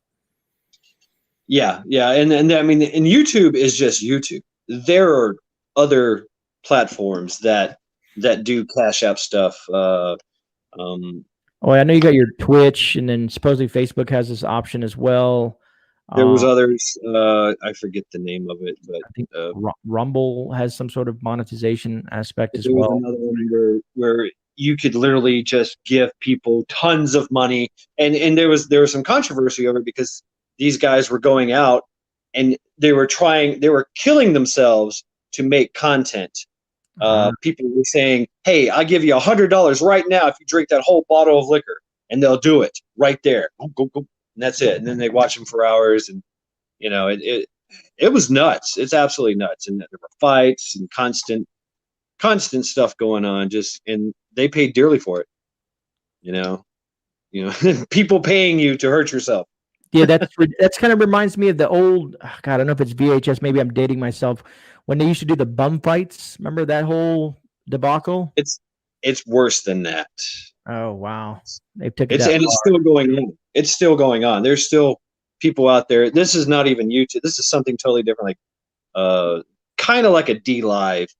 Okay. Yeah. I can't think of the people's names right now. But Hutch said jackassery sells. Yeah, a lot. I mean, like very jackassery, but like just raunchy jackass. Asshole jackass. I know Hutch is in chat. I don't know Homestead Oz if Hutch is promoting Grey Boy today. I don't know if we can find his. This is great. I like that. Yeah, I don't know if we can find his link and throw it in the chat because Hutch is an awesome person and I like to support him in any way I can. Yeah, that's pretty cool. I mean, he just said, "Okay, son, here's your plot of land," and son got to work. That is awesome, man. I just noticed Patriot 3%er. What's up, brother? I just saw you in the chat floating by. We're getting it's funny that sometimes I don't even know what time it is, but we'll be on here late and people just start popping in out of nowhere. You know what I mean? It's 1 o'clock. It's almost 1 o'clock. Is it 1 o'clock already? Gee. Yeah, 12:53, 12:54. Yeah. Damn, we've been chatting it up, man. We've been just chatting it up. I told you I could just talk. I can just go. I can, and I'll do that. I'm not an introvert. I'm an extrovert. That lives an introverted life. So if I get out in town and I just walk into somebody, "Hey, how you doing?" "Hey, okay." And next thing you know, 2 hours later. My wife hates when I do that. Yeah, you just walk away like, "Well, I'm glad I met you. Okay, bye." Never see him again. Let me try to see if I can find this for Hutch real quick. Yeah, post that. I was watching that today. Man, that's great. If I can find it. Grey Boy Hutch. Introduction, 39 views 9 hours ago. Let me see if this is that is it. YouTube channel. Bada bing. Found it. All right. Yeah. Let's post that up. Paste. No. Oh, okay. Homestead Oz is on it. They got it. Awesome. All right, Homestead. Thanks, guys. I appreciate that. Because like I said, I love this community, and everyone in it, even the people that may not love me, I still got love for them. You know what I mean? I'm not trying to hate on anybody, man. I get, some people may do things that other people don't like, and it sucks. You know what I mean? But if you don't like something, or if you come across a channel, I think Alaska Prepper said this best: go sub to somebody, sub to these channels, watch a few of their videos, and if it's not for you, then just unsub. You know what I mean? And move on. But at least give them a try. Check out their content. Take a look. Yeah, you can turn the bell off. You don't Yeah. have to watch it. There's a lot of things you can do. There's some people that make a living off going out there and either leaving bad comments or just thumbs downing everything, which I hear thumbs downs works great. I heard it helps with the algorithm as well. So I guess no matter what they Yeah, want it to doesn't do. matter.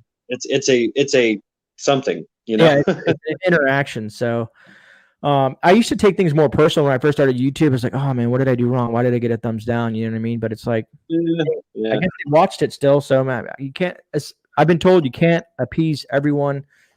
And as you grow and get bigger and bigger, you're probably going to run into more people that maybe disagree with what you're saying, and so on and so forth. And you just got to have thick skin and just move forward.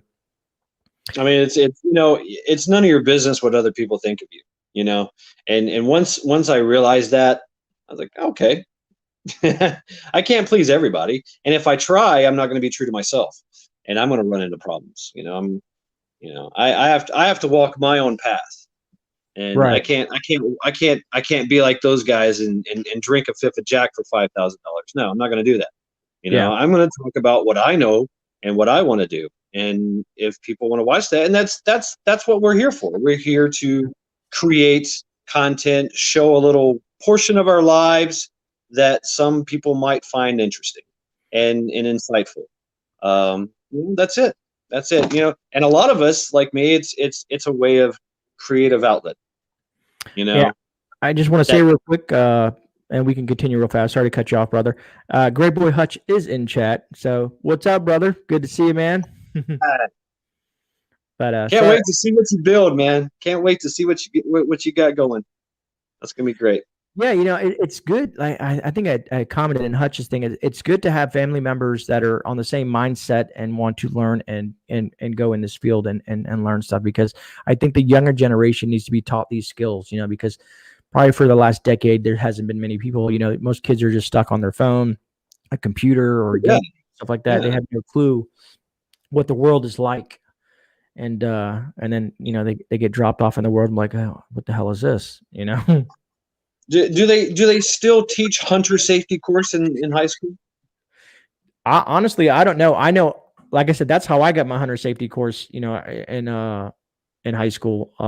Like I said, no, actually, yeah, no shit. I think it was in junior high, to be honest with you. Because that was what, 15, 14, 15, somewhere around there. Can't remember. But I know we took that, and here's what I missed that they don't have down here. Up north, they had a metal shop. I got to learn how to tin metal. I got to pour, metal. It was just cool, man. And in wood shop. I mean, there's no more shop. I don't know. I haven't heard anybody talk about it in a long time. Because my daughter, I'm assuming she wouldn't join that. But here in Florida, I know they got like electronics, and then they got like science and like science class. I don't know what the kind of shops they have, but I know. Funny thing, and this is funny because this would not happen in today's age, but in wood shop up north, we made gun racks, for our dads and stuff, and for and I don't think you'd be allowed to do that this day and age, Oh, we used to build all kinds of stuff. Oh man, it's great. Weld and wood shop, and for us, shop was just everything. It was you learn how to arc weld and acetylene weld. I like to acetylene weld, but I can arc. It's just messy. MIG and TIG, they touched on it, and you had to go to Votech for that. But the thing that I really liked, and I learned this in junior high, in the basketball court, was archery. Just right there. I think we did have, if I recall correctly, I think archery and up north. I don't know if they have it down here. And Florida, I noticed the school systems differ. Down here it was like mechanic. They had a mechanic shop. They had a specific shop with electronics. Like you would learn all this stuff about electronics and putting boards together and stuff like that. but I don't remember like a metal shop or something like that. Cause those were the electives I chose when I was in high school. I thought they were great because it was kind of teaching me a trade or at least learning some stuff, getting my hands dirty. You know what I mean? I even went to baking or home ec and typing, and I checked it all out. Because you gotta get these credits, these these little credits or whatever, and you've got all your English stuff. So now what do? Well, you just can't you can't take study hall, so you take home ec and learn how to bake and hang out with the girls. It's funny. I remember they did have that in my high school when I came down here for my last couple of years. They had what was it called? It was home ec, but they have something where they teach kids about how to, I don't want to say babysit or whatnot, but it was like parenting classes or something like that. But I just thought it was a little weird for teens to be learning that. Maybe that's something that they're supposed to learn at a young age, but I figured maybe that's more for the mom to do than the school system. You know what I mean? I don't know. I guess agree. It's debatable. You know what I mean? I agree. I'm changing. I don't know. I grew up. This was all in Tennessee, so and it was different areas and regions in West Tennessee that I was privy to, and it was basically the same curriculum, but it was '80s, so and they were coming out of the '70s, so I don't know. It changed with the times. I haven't been back to school in quite some time. Now I have to say that I looked online. I was looking online, and they showed a picture of the classroom, and every table had a freaking plexiglass, enclosure around every table. And I was like, oh my God, this looks like a prison. It was right down the road from me, the school right here in Myrtle Beach. I heard a rumor, and this is just a rumor. I can't say it's factual or not, but I heard some people that the same people that build prisons are the same people that build schools. I don't know if that's true or not. I never researched it. Well, you have to think that the school was a fallout shelter, going into the 30s, 40s, 50s, 60s and 70s. So it is a hardened structure, and a lot of schools are built that way as dual purpose to accept people in shelter. Oh, Homestead also, yeah, it's true here in Australia. So it's probably the same thing here in the U.S. And what I've noticed, you ever, I don't know if I had to go, I've been homeschooling my daughter, through the virtual program and stuff like that, because I don't want her going into the school system right now. Just, it's not having to do with the CV, but it has to do with what's being taught. It's crap. Maintain her a little bit. So I go to pick up her folder once a week. And you're supposed to, of course, you're supposed to put a face diaper on and walk in there and all that fun stuff. So when I walk in there, all the aides and the little assistants back there have their things like down here or over here, or not even on at all. And I'm thinking to myself, well, why the hell do I got to put it on? If you guys aren't wearing it, you guys are work for the school system. So it's just hypocritical. My beard is my mask. I have a buddy that has his beard's down to here, and he tries to flip it up over his face. It's just massive, man. I told him I want to get him on the channel one time just to show off his beard, because it's like 4 foot long. It's massive. He looks like what is it called? The Paul Bunyan kind of guy. You know what I mean? He's in his flannels. He's like 6'7", with a 4 foot long orange beard. Yeah. Pretty awesome, man. But great. Let me see. Homestead, Hutch Homestead. I'm old, y'all. Bedtime. See you to most of y'all tomorrow. Great, man. Yeah, man. Good night, Hutch. Yeah, I know it's getting late, man. We'll probably be running this down here soon. We're just kind of I usually shoot for an hour, but sometimes Fridays runs up to 2 hours. But it's once we all just run out of stuff to talk about, or if it gets real late, because I have to work the next day. But usually I'm just trying to, I guess, communicate with the community, other than when I do my Tuesday thing. Which is like more of an interview style kind of thing that I do when I really can't get involved too much, man, with like the chat, and just bring anybody on that I want. You know what I mean? And I'm surprised we haven't had anybody other takers, but I guess it is late, and people are probably in their night gear. Patriot 3%er, he's usually on pretty late. I see you in there, brother. You're more than welcome to join, dude. If you have anything you want to add to the fun, 3%er. you know what I mean? Because I've seen him in Dangerous, man. They'll be up to like 3 or 4 o'clock in the morning. I'll just be having to wake up to take a. I know. I've been in there. Yeah, it's you know, plate twerking. That's all I gotta say. It's, trusting God first. That he said, "Mad Chad, you're on the Gray Coast." LOL. you're on the bottom coast there, Trust. Where are you from, Trust? I don't know if I ever asked you that, brother. He's in. I'll let him say. It's funny. I'm trying to read the chat to see if I missed anything here. Cherokee, Hoot Hauer, Homestead, I was Rusting God, Gray Boy Hutch. Well, good night, y'all. Have a great night. You too, brother. Or I guess we're gonna call him Gray Boy Hutch. That's he modified the name of the channel, so it probably will be easier to find with that little that Hutch added on there. I'm already subscribed. I'm ready. Yeah, me too. Me too. Yep. Send it. Oh, Cherokee said me. Dangerous Freedom all night last night. Yeah, no. Yeah, I get that. You know, here's where I'm jealous. And let me pull up good old, as they say, Patriot 111%er.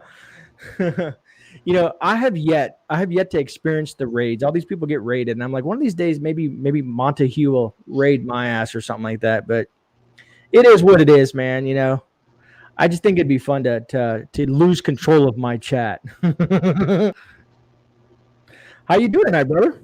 I'm good, man. I'll just kick back. Actually, you know, there was like 19 people that went live earlier, and I'm just like, man, I can't watch all of y'all. Y'all are freaking me out, and I'm trying to give everybody some watch time and kick back and forth, and so I seen, you know, I was over here listening to you and listening to Prepper Tribe, and it was like, man, it was just like, so I come over here and just started kind of hanging out. It seemed a little more chill, you know, just kind of, you know, it's not, you know, it's not 3 o'clock in the morning, so I'm not ready to get gaitered up yet. You know what I mean? It's like that's what I was trying to figure out, man. I was asking everybody in chat what I should do because Friday night seemed jam packed. I mean, since early on, I think 8:30, people are just going live left and right, and there's all kinds of people on there, even people that are not in our group. You know what I mean? Like I think Monograph was live. I think North Shore was live. I think AJ was live. I mean, a bunch of people were live. So I was trying to think maybe I should switch to Thursdays because Thursday seems a little bit more quieter around 10:30. You know, I get off work, get here, and you know, do a live for an hour or so on Thursday nights, and maybe I won't, you know, step on any toes or make everybody have to pick or choose where the hell they want to hang out at. You know. Well, man, you know, I think you should just do you, brother. You know, when you feel like going live, go live, and who hangs out, you know. Sure. I noticed, you know, Tribe and AJ were on at the same time. You know, I mean, Okay. it wasn't stepping on nobody's toes. I don't think like that. I mean, really, the Thursday night thing too. I mean, Wednesday night, Thursday night. I mean, you know, Dangerous and I, we go live lots of nights, and we'll have, you know, 30, 40 people in there hanging out, you know, and so on any night, you know, because there is a lot of people out there that just ain't got nothing better to do. You know what I'm saying? Yeah, I've been there. I've been there with you guys. Sheila in chat wrote, Dangerous who? Want to check them out. Dangerous Freedom, Sheila. You can find him on there. He's easy to find. At least for me, he was easy to find because I remember running across Dangerous. I did a raid with either Monograph or North Shore one time, and I found Dangerous Freedom. And you were on there, Patriot 3%. There was a few of you guys. And I was instantly wrenched. So I was like, this is a cool channel. Well, yeah, we try to just have fun. Sometimes it gets out of hand, you know. It's just the way it is, you know. But yeah, I was wanting to, you know, another reason I come on here, I was really wanting to give Hutch's son, you know, man, that's awesome. I think more young men like that should do these things, man. I've got some of my buddies, you know, have sons that age and stuff, and I'm gonna turn them onto that channel, you know, because Hutch is a smart dude, and I'm sure his son is being taught the right way. I mean, I saw that video of the property and stuff, man. That was awesome, dude. I mean, I was so proud of that young man. I was like, man, man, if more of our kids were like that, we'd be so much better off today, seriously. I agree, brother. I think that's, if our youth could follow that lead and get more people on board with that, man, it would be awesome. Okay, so I guess I must have did something. Yep. See, we've got a saying: if you mention someone, they will come. And you just was talking about a room raiding. I think Just talking about North Shore, man. Oh God, North. Thank you so much, North Shore. You know, I love you, brother. You've been doing this for a while, man. And North, I say it over and over again. I probably said it 100 times in different times in my channel, but North Shore helped build me to where I'm at today. He was one of the, I say, founding fathers of the GreyMan Prepping. I started hanging out in North Shore. We started doing raids together. Yeah, me too. Yeah, and got to know each other, and it was pretty cool because North is an interesting cat, man. And like I said, he's been doing this for a while. I wish I could get a hold of North sometimes easier. You know what I mean? Because he doesn't check his email. Right. Well, North Shore is awesome. Yeah, what they're doing, North Shore and Montegraph and them, that's really good stuff they're doing, man. I'm very appreciative that North Shore and Montegraph and them, that's just really cool what they're doing, and it helps each other out, and it's really cool what they're doing, man. And it's funny to say that. I gave North Shore credit because remember that whole GreyMan got merch saying that was popping all over the place for a while. I made a shirt that had that on the back of it. I think it said "Uplift your brother and sister," and I told North Shore I put that on the back of the shirt because I believe that was the right thing to say. You know what I mean? Because that's what it's about, man.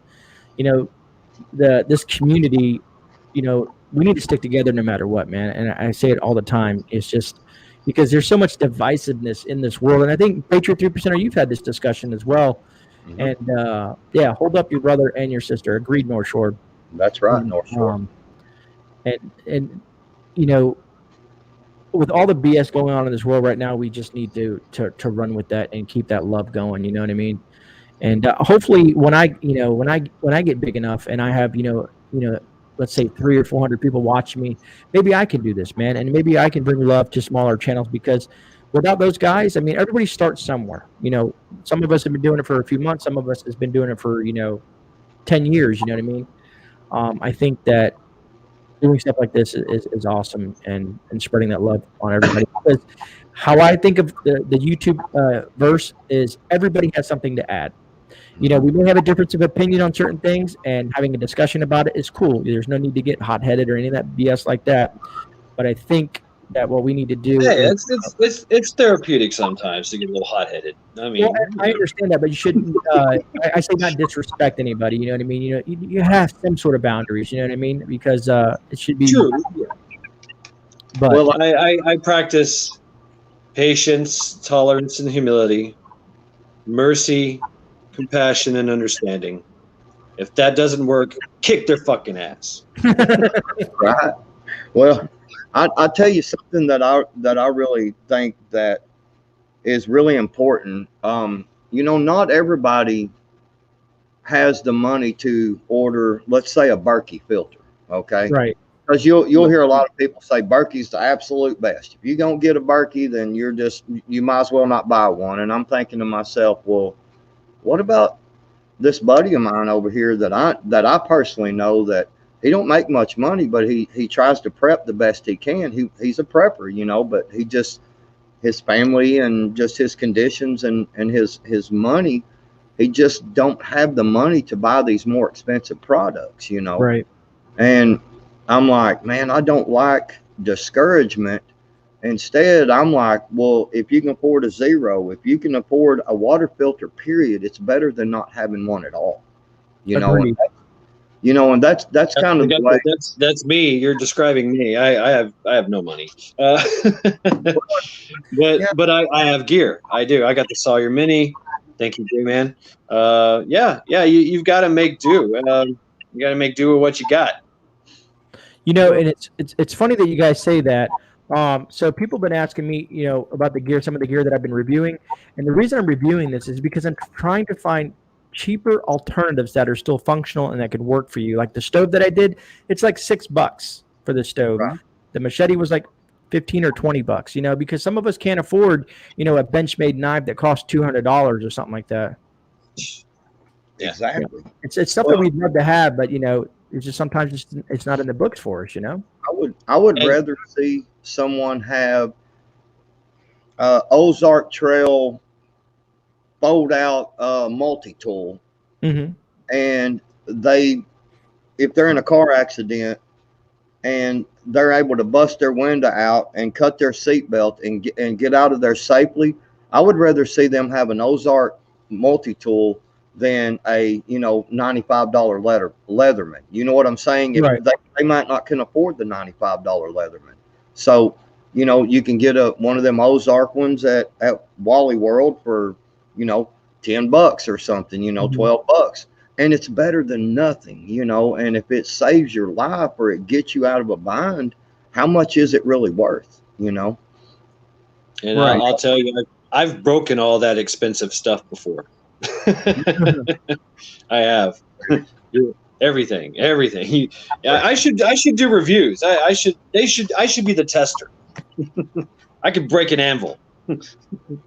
I've been told I could tear up a Steely marble. Yeah. Northern Girl, I want to apologize, but you just been wrenched. What?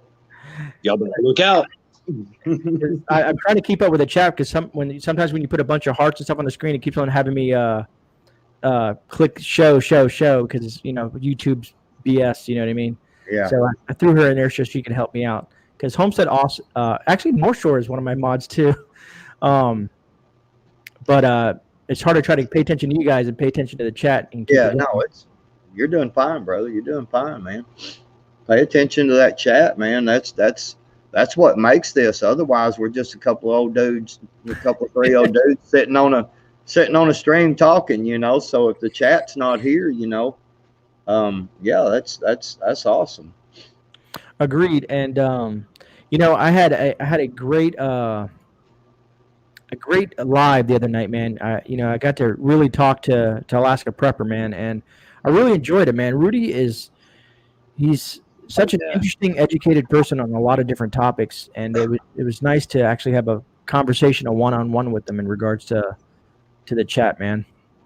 I remember that. I mean, and he's got me really thinking about Bitcoin. He makes some very good points. He really does. And I'm a skeptic. I'm a diehard skeptic. And I thought, well, he's got a point. He really does. I mean, Bitcoin is kind of like that rebellious thing that nobody can touch, nobody can control, and that's kind of and you know what? I've heard everybody say that. Well, what happens when the power goes out? It's not. Okay, it's not. If your power goes out, somebody else is going to have power, and they're going to have Bitcoin. And the Bitcoin is, it's everywhere. It's going to be everywhere, and I think it's that we should definitely take advantage of that, just in case, because that's what kind of people we are. We're preppers, just in case. I think that that's a very interesting point. I've been thinking about this for quite a while. If the power really does go out, I mean, like if there's you pick up your phone, there's no signal, the power's out, there's no internet, I think that you should probably start looking at the sky and wondering who we're being invaded by. I don't think the United States is going to shut the power down. The United States would be overrun, you know what I mean, as a whole. There would be no way that like the military here or the government is going to shut down our power, man. They want us to have that bread and circus. Hey, North Shore. How you doing? What's up? It's all up. How you doing, brother? What's going on, man? I got one other person that wants to join the chat, so let me add him to the stream. I think I can add up to 10 people. Hopefully, it doesn't get too chaotic. Hey guys, I'm still on my live stream, and then I was, we came over to your live stream, and then now I'm on the panel, so my live stream is still going. Everybody probably thinks I'm a dick or whatever, but I just wanted to jump up and Got it. support what you guys are saying. No, I appreciate that, brother. And like I said, I always talk good about you because, like I said, you were part of this foundation of GreyMan Prepping, man. Well, I can't do anything but hold up a good brother or sister. I'd be remiss if I were to do otherwise. Right. I think we've all got a good message, so the people that do have a good message, I want to uplift them and support them. And you know what? I want to support something that 3%er here was saying just earlier. Yeah, about you don't need to have the most expensive Leatherman and shit like that. Like, part of my shtick is like when I got into this this whole prepping deal, I'm like, holy crap! I need $100,000 to be a prepper. You know, exactly.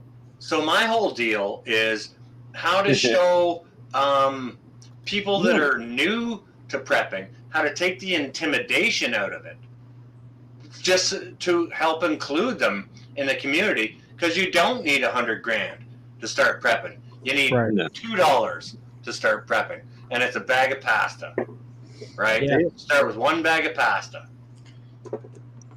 Agreed. Or a bag of beans, whichever it is, or a cheap a cheap multi-tool from the dollar store. Yep. You know, you get one, you throw that in your car, and then you're better prepared. Yep. You know, matter of fact, that knife. Come down to that knife. Whoa.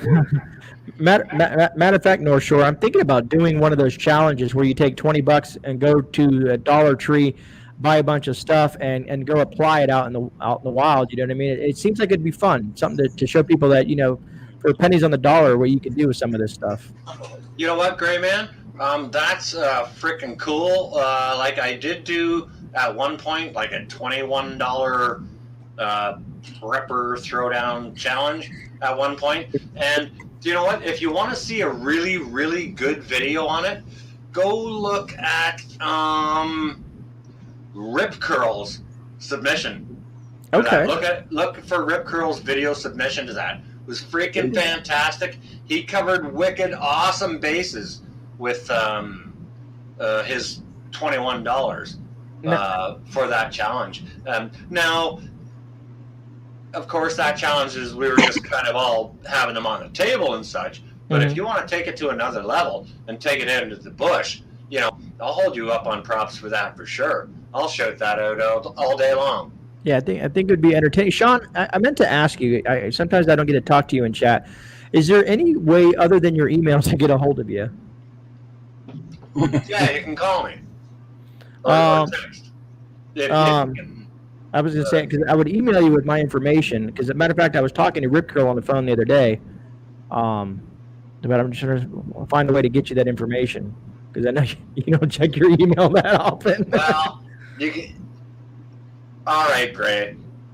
You can send it to my email, and trust. Okay, this is part of my winter break. I've been taking a break, guys. Okay. You know, you all know this, and it's a much-needed break. I was just way overloaded with just modding too much and being everywhere too much all the time and trying to support everybody too much. And there becomes a line where there becomes imbalance, right? So I'm just taking a break to try and find balance. And part of that balance is I'm going to be checking my email. So, yes, Mr. GreyMan, please do send it to my email. As far as my abilities go, I can text to the United States. I can't call without cost. You can call me without cost if that's on your package. Yeah, no, I speak to Northern Girl a lot as well. We chat and talk sometimes, and she's in Canada, so. All right, well, part of my winter break is expanding my techie stuff, and communications is part of it. That's awesome, brother. So, if you would like to, please feel free to leave something in my email, and I will get to it. Don't be offended if it doesn't happen for a few days. I know, I got you, Because I brother. don't like you. I'll put in all caps. This is GreyMan. Dude, it doesn't matter if that email's at the top. I start at the bottom and work my way up. All right. Hey, I wanted to give you a shout out there, North Shore, man. What a great catch the other day. Oh, Yeah. dude, we had a Dude, fantastic time out on the ice. telling you, man, I was like, man, look at this guy. Gosh dang it. Making me want to go fishing. It's the problem is because we get cold winters here, but we don't get a normal cold winter. You know what I'm saying? It's normally, you know, when it gets cold here, the fish really shut down. And I mean, you can catch fish, but you got to go all day long and catch 2 or 3. You know, I mean, you really got to be dedicated. So, you know, I don't fish as much during the winter. And I was sitting there and I was like, man, look at this dude catching all these fish, man. He's making me want to go fish. If I could just go catch one, man. But great haul, man. Great Dude, haul.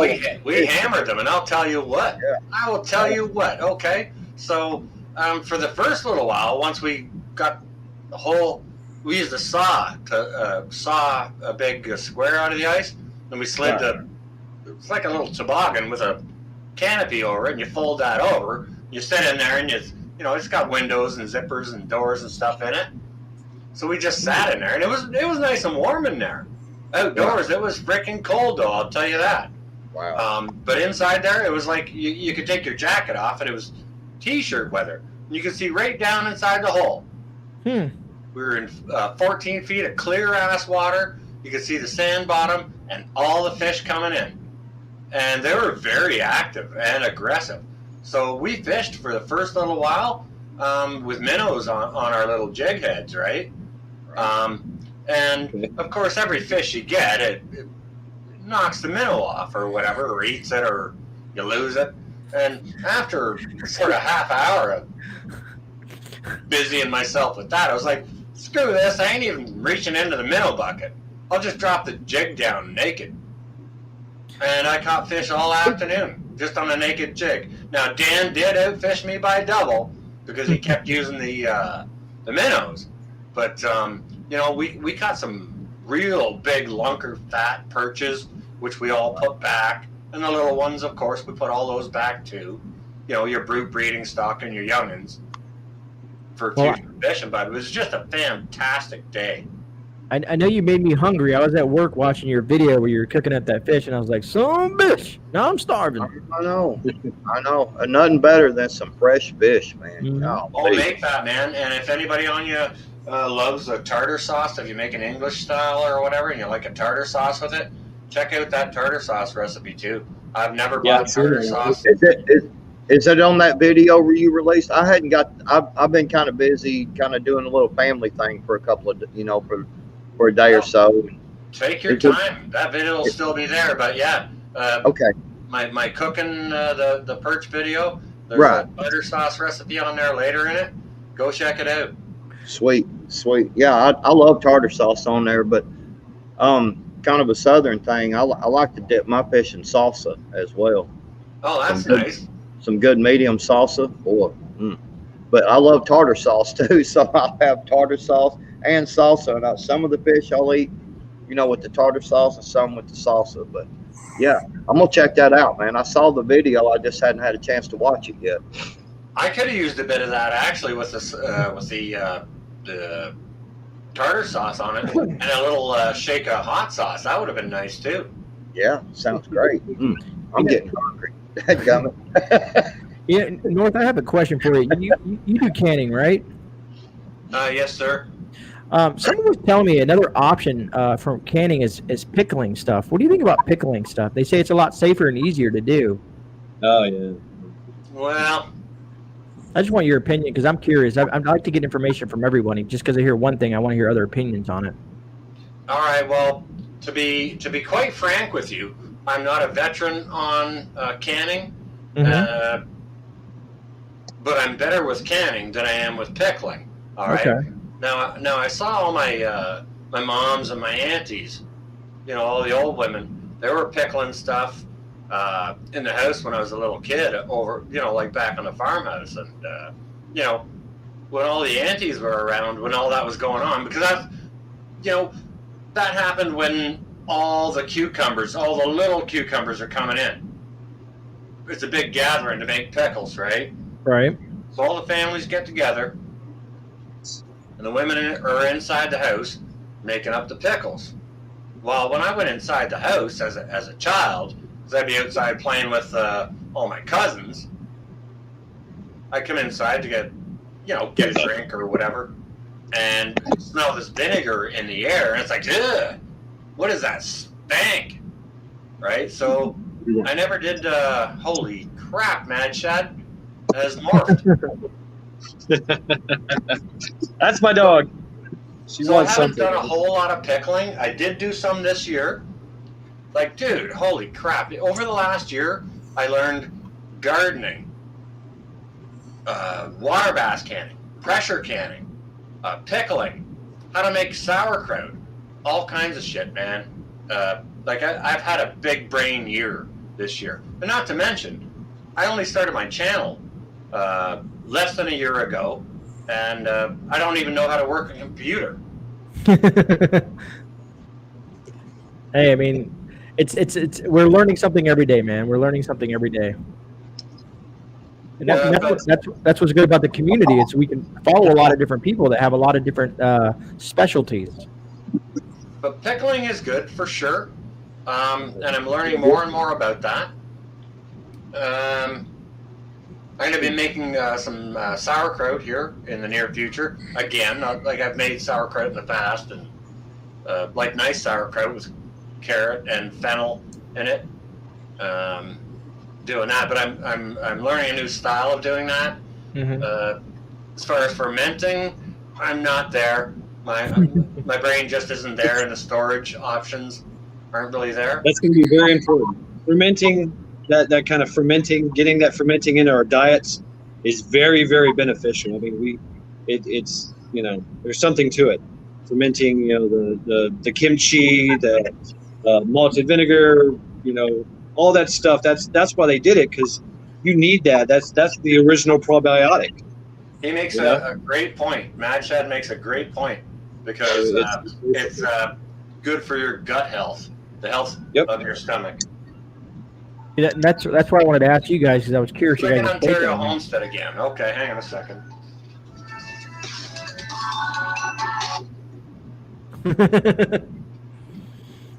Purple Tribe has been on most of the time. Yes, Billy? It's really me this time and not the girls. Okay, Billy. So what do you want? You on a live? Yep, on somebody else's. I just left your live. I'm on the panel on somebody else's live stream, and they're listening to you. You're on speaker mode. Oh, well then I will be classy. As best as I can do. Okay, so what's up, Billy? I was What's up, calling Billy? to ask you about a live panel stream for Sunday. I'm pretty sure it'll work, because I'm going to put my much smarter wife involved in this, so... Okay, Billy, what time on Sunday? Does 8 work for you? No, it does not. Well, give me a time then.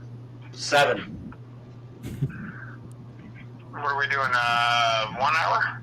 Yeah, 7, 1 hour max. Yep. That works for me. Does that work for everyone else in this panel? I'm assuming that I know most of you on this panel, but I can't see any of your comments. Sounds great. Well, someone SteamYard me up to this, because I'm just sitting here on my porch smoking. I'm trying to smoke. I can't work a lighter. Is it cold? Oh, yeah, it's cold. He's here near me. Oh, okay. Yeah. It's definitely cold. I'm in Canada. Oh. So what are you talking about, Billy? What are you talking about, Billy? You want to jump up on the panel here with GreyMan? Is that what you're talking about? I will if he sends me a thing.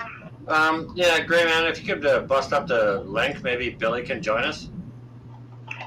If that's up to the host. Oh, I don't mind, man. I let me get the link. I have it saved down here. That way I don't have to hold up the phone, and you guys can actually see his ugly mug. Well, I put the girls to bed, so I'll hop off the text with you, and then I'll pull up. All right. Okay, Billy. I think GreyMan's gonna bust up the link so you can grab it. And if that's the case, cool. And if not, also cool. Did I gotta go through then? But Who do I gotta go through to find the link? we'll look in the chat, bro. To your No, on GreyMan Prepping. Or if somebody's still in my chat, put the link to GreyMan Prepping, please. I left my own chat. I will hop that over, and I will try to figure it out. If I'm not there in 10 minutes, go on without me. We most certainly will. We don't like to leave any man behind. I could. Oh no, I'm not a mod. You're supposed to say I could post it. I'm on your chat now. I could post it in your chat. Bye, guys. No, you just find it in the chat here, bro. Keep it to one shot. I'm on the phone. Oh, all right. GreyMan, one word, capital G on the gray, capital N on the man. All right, we'll just click on it, and then he's got a link in there, I think. I'll get onto it now. Okay, Billy. Bye. Bye-bye. Yeah. No. Okay. As soon as Billy comes on, don't anybody say anything. Just As soon as he comes on, just all of us jump down. get out. Yeah. Just leave the chat. Or just everybody just stare. Leave the panel.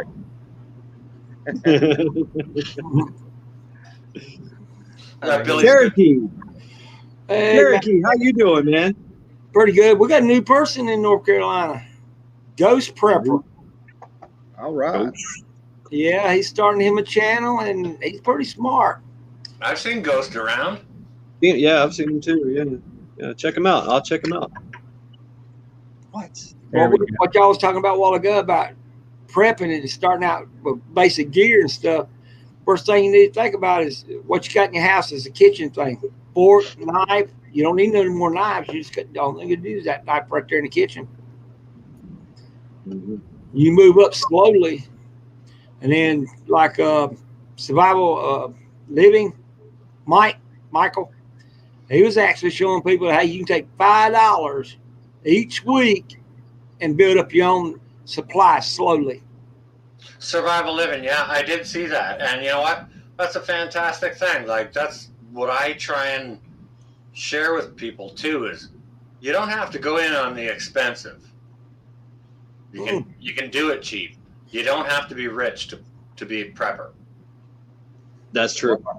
I made a point too that there's a lot of folks that when they go to work they stop by the convenience store and they buy a coffee and they buy the lattes and the candy bars and and they spend $5, $6, $7 at the convenience store, and I'm like, man, you can actually make coffee at home. Get up just a few minutes early and make some coffee at home, and you can do without the candy bar, or go to a dollar type store where they sell a big package of the candy bars, and then you've already got one. You save you $4 or $5. Man, go buy you some extra cans of food with that. Exactly. Yeah. Because when things go bad and you're going to need the preps that you're wanting, you're not going to be able to go to the convenience store and buy your lattes and your candy bars. If you don't have them in your house, you're not going to get to have them. So, if you make that sacrifice now and start, man, I mean, what is more important, and that's the things that I keep saying is, what is more important to you? Is it having food when things go bad? Because maybe it's just a bad tornado comes through like it did here in my community, and it tore up a lot of stuff and shut a lot of stuff down for about a week before we were able to, look at oh my goodness. Now I know where all the dadgum toilet papers and paper towels and stuff went. Good. That's why I can't find any. That's me. Those are all napkins, like just napkins. But no, I got water. I've had that water for, I don't know, maybe a year because of hurricanes, and so yeah, and the paper towels, just they're kind of free at work, so I stocked up on them. Right. And toilet paper. So That's that. 1 year Yeah. supply of toilet paper. How much would that be? You get them a I'm pack sorry? of 14 and 20s. How many packs would it be for 1 year supply of toilet paper? well, it depends on how much you wipe.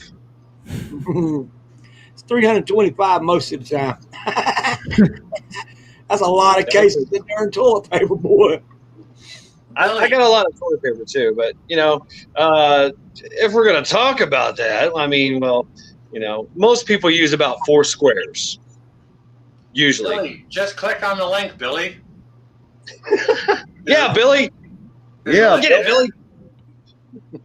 Come on, Billy. Well, I think that the toilet paper thing, I think a lot of people, if you have any kind of skills at all, mechanically, or if you have someone around you in your family or whatever that have skills, I know this is going to sound funny, but this actually is true and it will work. You can take and install a T onto your little water stop that comes out of the wall, and you off of that T, you can actually get one of them little sprayer nozzles that you got in your kitchen sink. You can actually buy the extra sprayer nozzle for a few dollars. You buy the T for a few dollars. You screw it on there. You screw the nozzle on there. You still hook your water supply up. You've got a bidet now. To wash your butt. Well, rich people. But I'm being serious. Totally. And you don't have, and then you don't need any paper. You just use your, How many of y'all have empty shirts? Shirts that too small, tore up, or whatever. There's your toilet paper. You always have it. You think about it. All the shirts you got, you'll still find some small shirts, small socks that you don't wear no more. There's your toilet paper. Hey, every shirt I'm wearing is empty. Every shirt I'm not wearing is empty. See these things right here? Yeah. These things are super handy. These little towelettes, and they're cheap, man. They come in really handy as well. Yeah, that looks like that would probably store pretty nicely too, as far as it goes for not taking up a lot of room. Yeah, it's great for like bug out bags and get home bags, but also like you said, it stores a lot easier because, like I said, it's each sheet and they're reusable. And I guess you can reuse them. I've seen some people do some reviews on them, but they're very durable. You know what I mean, compared to just like your standard toilet paper. So you can get a good, get a good wipe on it. Get some purchase on there. I know in the Marine Corps we would go out into the woods. We call it the field, but we would go to the field for the longest time was maybe 3 months, and so your gear list would be like 3 shirts, and that's what we would do is we would just keep tearing off ribbons off our shirt to wash ourselves and go. Because that little strip of toilet paper they give you in the MRE just doesn't last. So by the end of the training up, you'd have like shirts up to here, just half shirts. Well, I try to give Purple Tribe a little thing to think about. You got 5-gallon buckets, 225 is a year. Your width and height of 225 is 1 year supply of food. Look at your rooms in your house and see how many you can actually put in your room of your house. You have to think about that. That's a lot of turn room. But then you go to the grocery store and you spend $5,000 for a year supply. You need a garage. Yeah, do the math. I mean, you got to do the math, don't you? Did Billy figure out how to jump up, or? I don't think so. Did you leave the link, GreyMan? I'm back on your channel, and Nose Picking has put my link there 1, 2, 3 times. Wait a second. No, put it on your channel.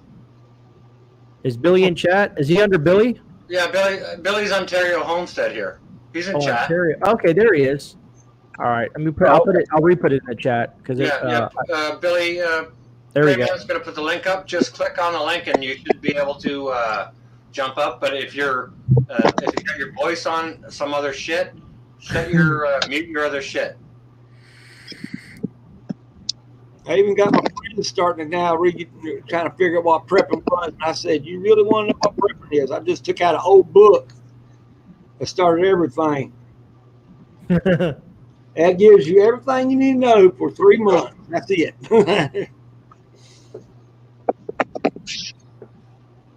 And you know what's outdated if you think about it. 2006. There's the link again, Billy. Give it a shot. And I guess I'm going to use your room, GreyMan, to apologize to everyone who's still on my stream, which I should probably shut down. I'm kind of remiss because you got 19 people in there. All right. Well, God bless you all. Thank you very much. They're probably watching here too, or they're probably watching me watching you. I don't know. Whichever. It's all good. Boggles my mind. That's great. Hey, Matt Shad, here we go. Actually, could do the minnow bucket. There we go. There's Billy. We'll put you guys side by side. Hold on, let me put it my pre-side of my face. Oh, my phone is so messed up. I got all you ugly people and next to my ugly face. Who are you calling ugly, bro? You, North. What? Yep. Shut up, you're Canadian. You can take it. Well, yeah. It is a kind of love. I've been trying to get Kincaid and Mallory over here every once in a while too. Yeah, Kincaid's awesome. I like Kincaid. GreyMan. Yes, sir. Did you see what Dustin's putting up for Sunday? Oh, the prepper. What is it called? Prepper. Damn it! What the hell is it called? It's a game, right? Yeah. Prepper, damn it. That sounds like a every prepper's dream. Prepper, damn it. I had a plan and damn it. Agreed. He's gonna pull stuff off all our videos that he watched and then hit us with them. That I was like Jeopardy, right? That's gonna be kind of hard because I can't keep up with everybody's videos. Hey, Bonnie. Hello, everyone in the chat. I haven't said anyone. I haven't said hello. Hello, everyone. I can't see the chat, so everyone that's mentioning stuff in the chat, good for you. Wonderful, and yes, no, and maybe. Yes. That's one way to handle the chat. It's just like females. Yes, no, and yes. Hey, Billy. No, Sean. No, seriously, Billy. I want to have a word with you. Come on now. Come on. Okay, Sean. I'm totally good with having a word with you. Is this one that we should have in a text later? No, it's not. Okay. No, all right. I just want you to, Billy. Look at me. Look at me. Thank you, Billy. Fuck. Both crazy eyes, or just the one crazy eye? If you could pull out both, I'd appreciate it. My eye doctor can't pull off both, so. No, Billy, why don't you just please do us a favor and go ahead and introduce yourself and let us know what your homestead's all about. Just a quick brief on to introduce yourself to the community. All right. Well, I will say I've been around for a bit, and I do know some stuff. Yes, he does. Although I only get so deep into certain situations. If you need to know certain things about livestock, I can probably teach you a lot of stuff about livestock. I have done a lot of stuff. This is really weird because I can't really see what my camera's seeing right now. So it's your ugly mug. It is ugly. I'll give you that. So I'm just going to turn. Oh, that's better. So thank you, Sean, you plick. I have turned my implement shed into the world's best man cavern. Only because I say cavern because my walls are too high. It's 14 feet high to the ceiling. I've built a second level and I will say to any of the and you guys, I don't have the chat up, but I will show you this because most people don't have this. I am probably one of the only people anyone will ever see with a clawfoot tub in their shop. Nice. It's not just nice. It had a lot of.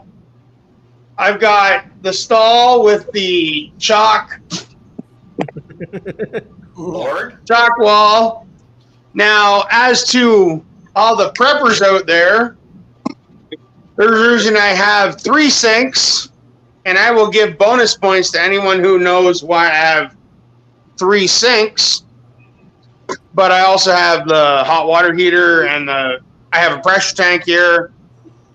And watch my channel. I can show you if you do have any questions about water stuff. I actually do know a lot about that. I unfortunately know a lot about wells and water pressure and stuff like that. I actually have a cistern that was built, and I have a whole second level with I basically turned my entire shop into a fun house and another apartment. I have, and I hate to repeat myself, but because Sean, you know all this stuff, but I have a whole pantry room. Hey, Billy, is your freezer near you? Yeah, I can go see it right. We're pulling it right now. All right, yeah, roll in there and show them your freezer, bro. Okay, now this is the one thing. This is the one thing I will show to all you preppers and survivalists and all you just regular organizational people out there. This is fantastic storage. Watch this. Make your freezer this way. Oh, that is. Can everyone see that? Sean, I can hear you. Can someone? Lower the camera a little bit. I got meat all in mine. All right. I see meat. Extraordinary organized. I think that's awesome. Yeah, wicked way of organizing your freezer. Big time. Yeah, now I wish I wouldn't have to say that I literally have 4 freezers on my property set up that way. They're like, I'm leaning, as I'm telling you that, I'm leaning on another freezer right now. There it is right there. That's just a little one. And this freezer was a panic buy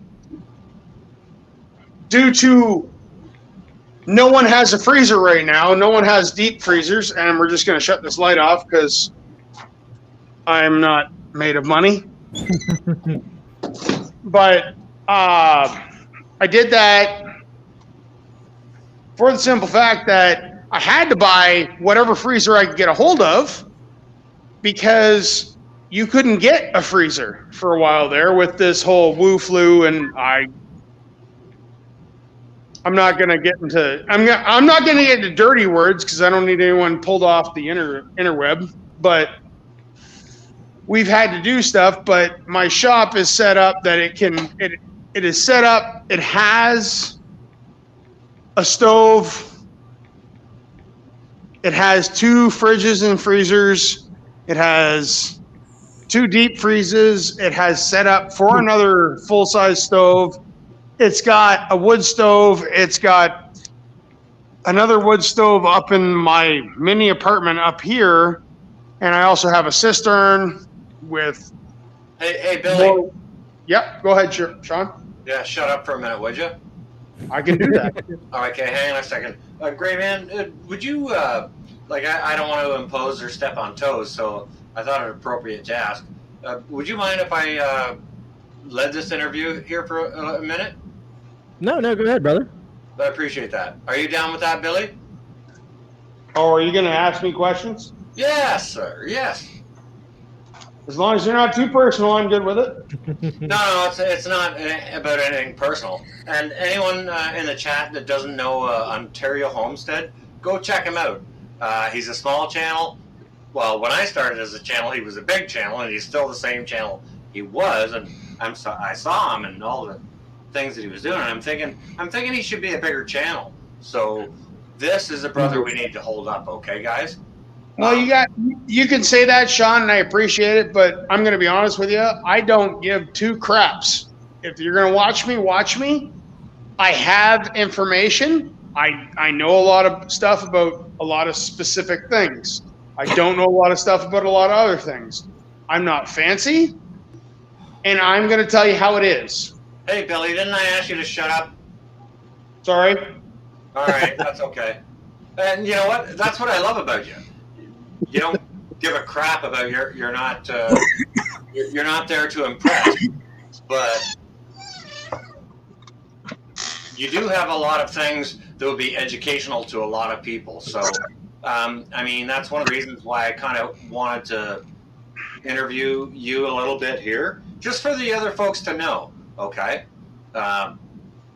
So where do you want to start? Do you want to talk with my water system, my air system, my... hang on a second. Where are you right now? What are you doing? Show your camera around. What are you doing? I am standing in the hunting/air room. Okay. We'll talk Can about everyone that. see that? No, we'll talk about that in a minute. Okay. You want me to go to the water room in the shop? No, bro. Just hang out wherever you're comfortable and warm. I just want to ask you some questions. I didn't put the heat on anywhere. It's cold everywhere. All right. Well, you're not going to get pissed off if I ask you some questions, are you? Probably not. You might. Anyways, listen. So you just introduced yourself. Why don't you? Can you share with people what sort of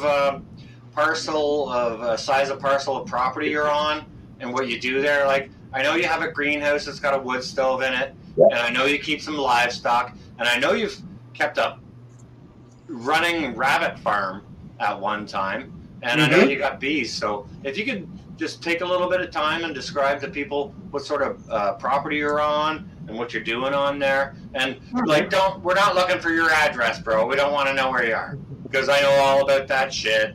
That's not. Well, you know where I live, North, so yeah, that's good enough for anybody's ears.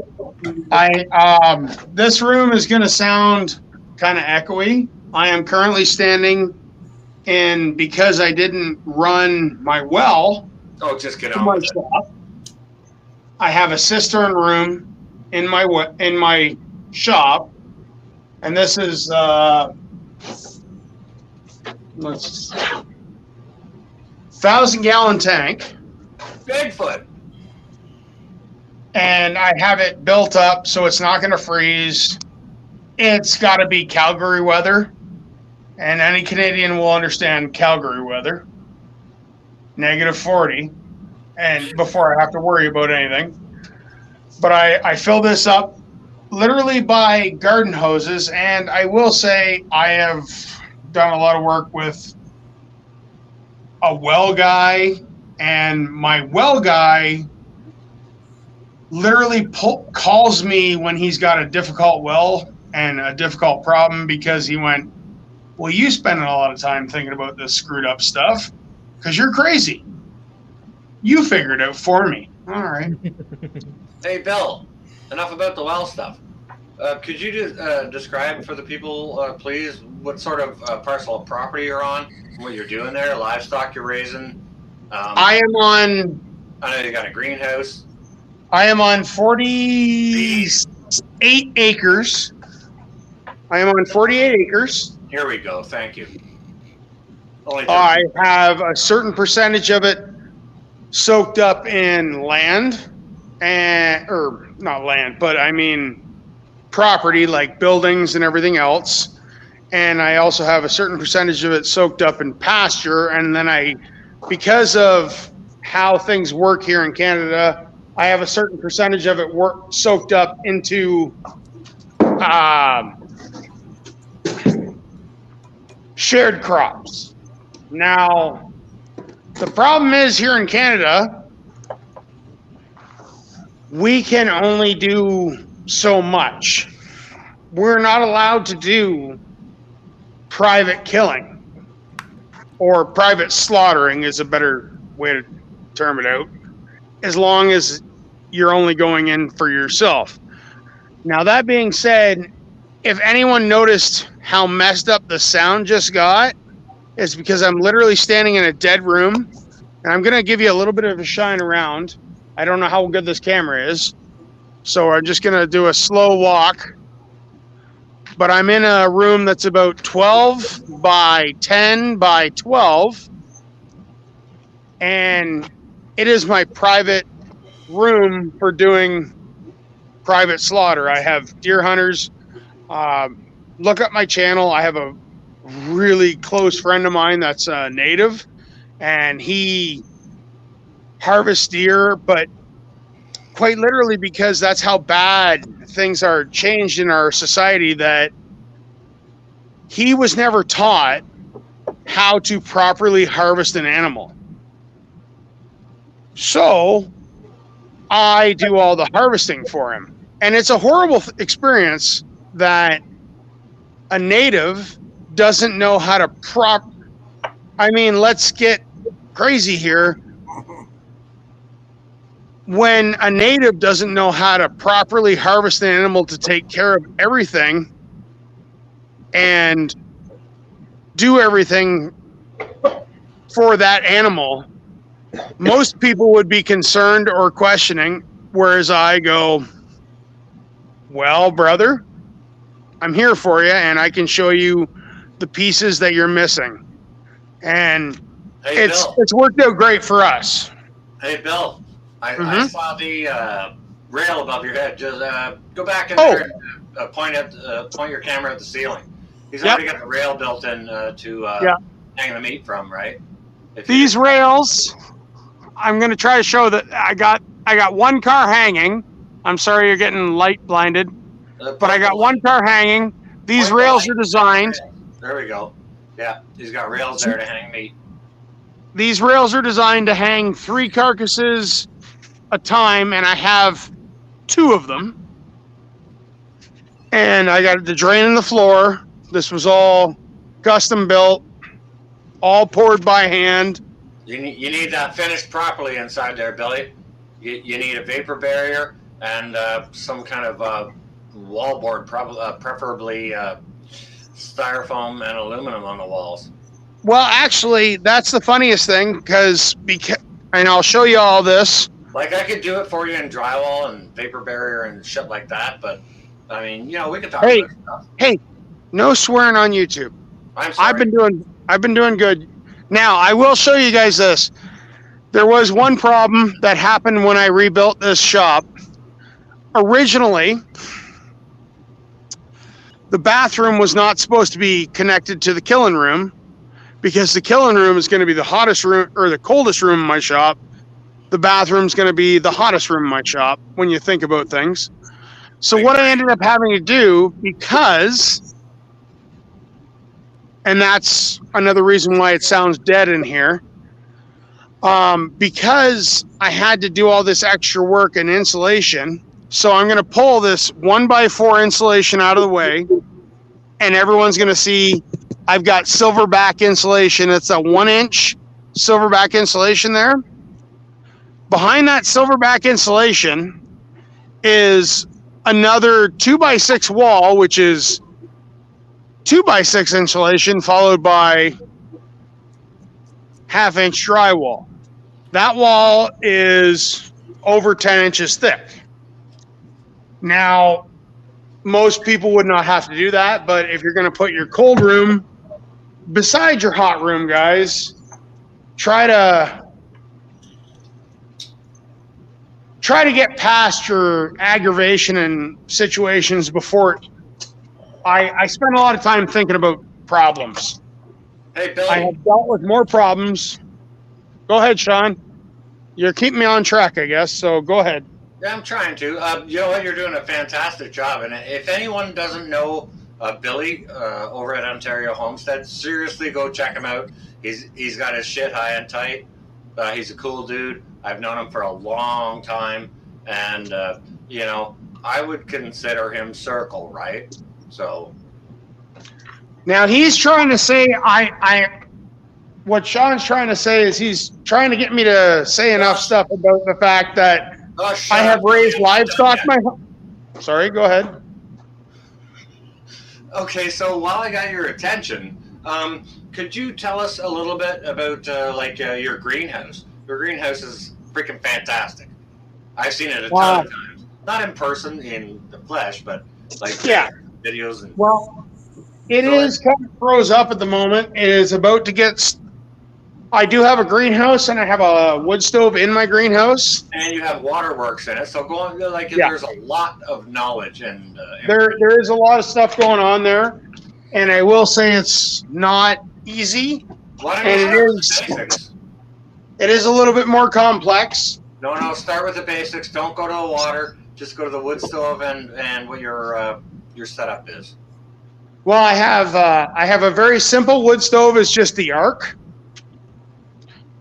and it works great. But I am in the breadbasket of Canada. I'm in southwestern Ontario. Most of the seed crop for corn is grown within an hour of my area, which might shock you, Sean, but quite literally, most of the seed crop is grown here. No, it doesn't. That doesn't shock me, Billy. We have an amazing heat unit. We have an amazing heat unit here, and I do have a great growing area. Although I will say I am on. If my grandparents would have spent a little more money or a little bit more time to go 5 minutes down the road one way or the other, I'd be on much better ground. I'm on hard clay. I'm not complaining. I love my area. I love where I'm at. But I know what I'm dealing with. So that's why I don't deal with a lot of these great berry videos. That's why I do with my greenhouse.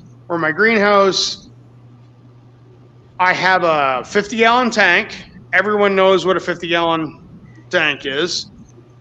We're all preppers and crazy people here, so we know what a 50-gallon steel tank is. I have it literally pressed up against the wood stove, and because I live in a northern climate that's cold, when I fire it up, I get my wood stove cooking, and I get that water so nice you would just beg to bathe in it. It's beautiful. It's warm. It's not boiling. It's just steaming. But if you get the wood stove going at late at night, and that heat bleeds out. And if you're going to do a greenhouse in a northern climate, you need to have solar heat sink, or not necessarily solar, but you need to have a heat sink that will bleed out heat into your area and your plants, which is why I use water. It's the easiest, most simple one to use. So hence putting a steel 50-gallon tank right up against a wood stove. I'm easy. I am basically lazy is the best way to put it. Because why go through extra effort, run a gas line, run a this, run a that? I can just fire up my wood stove for a good 3 hours, and I can keep my greenhouse hot or warm enough to start cooler weather crops by running wood for 3 hours a day. Wood and hot water. Wood and hot water. It's inside the wood is an important point, but it's really the water. Yeah. If you can get your water warm. Listen here, guys, for sure. This is a channel we need to hold up. He's got fantastic basic knowledge. He used to breed thousands of rabbits at a time. Seriously. He's got a I did do a lot with rabbits and livestock, and I do have a really large background in livestock. I grew up raising pork. I've raised cattle. I've raised pigs. I've raised rabbit. I actually did I made a lot of money for a lot of years raising rabbits. I used to breed. I had over 350 breeding females. I know rabbits, and for the most part, a lot of us want to deal with animals that we can understand. The reason I was big into rabbits was I was fascinated with genetics. And in actuality, everyone can see this. Let me just try to tip my phone. If anybody's watching, go sub to Ontario Homestead. That stack is all the exact same book. I don't know if anyone can see it. I don't know where my phone's pointing, but I do have one of those blue books is getting sent to Broussard Homestead, and it's one of the best books for raising rabbits, and it's one of the easiest, stupidest things to ever read. It's broke down very simply, and it's great for dealing with a lot of rabbit stuff. There's another homestead to uplift and support, Broussard Homestead. I knew I wasn't saying it right. Broussard or Broussard? Broussard. They're down in Louisiana, just outside of Lake Charles. Brett over there works as a fireman in Lake Charles, so he's seen all the shit of the shit from all the storms.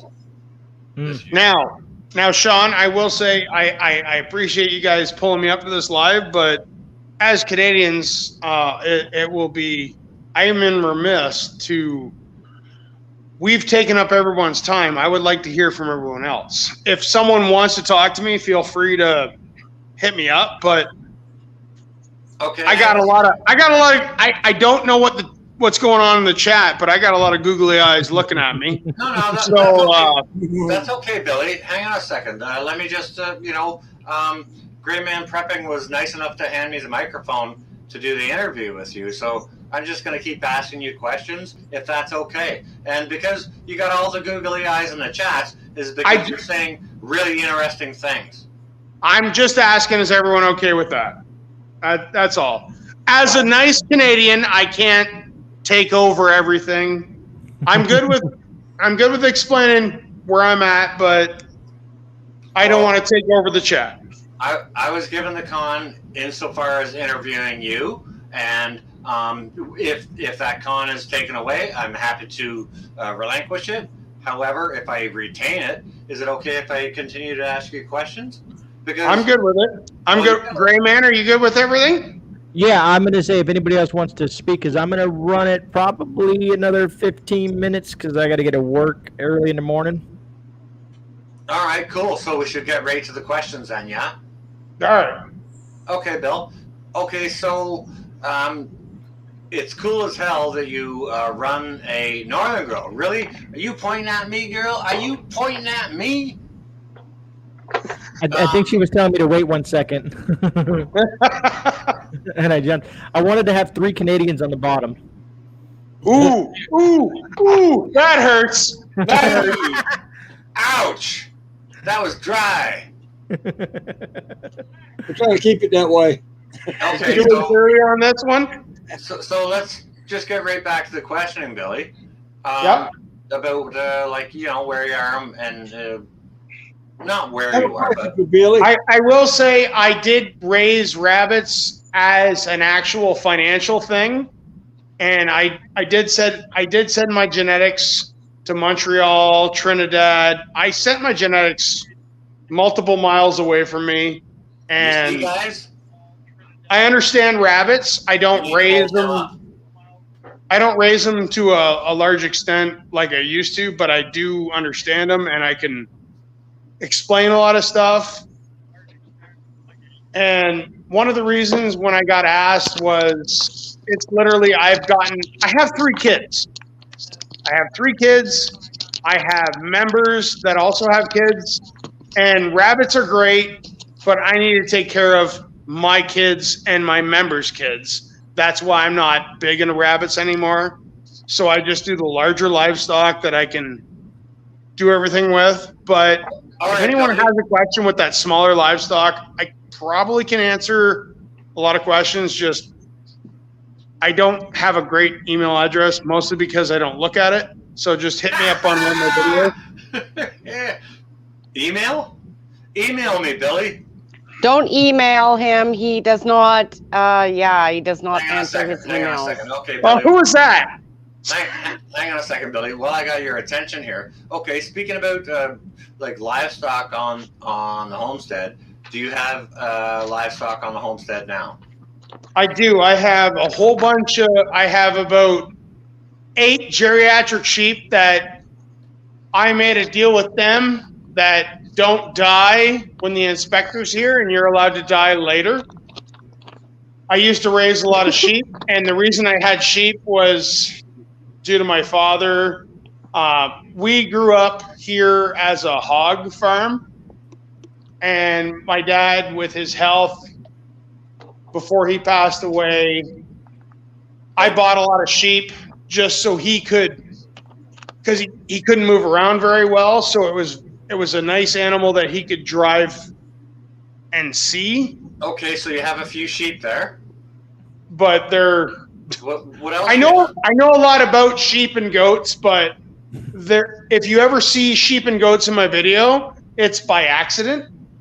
Hey Billy, do you got any chickens there? I have somewhere in the neighborhood of 50. All right, and most of them are layers. I did buy, due to this crazy.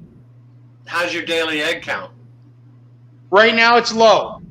Well, yeah, but it's probably bouncing back from shitty to. It is. It is coming. It's I am called. impressed with me, Sean, that I'm not swearing and you're swearing like a freaking sailor. It's called $50 chicken eggs.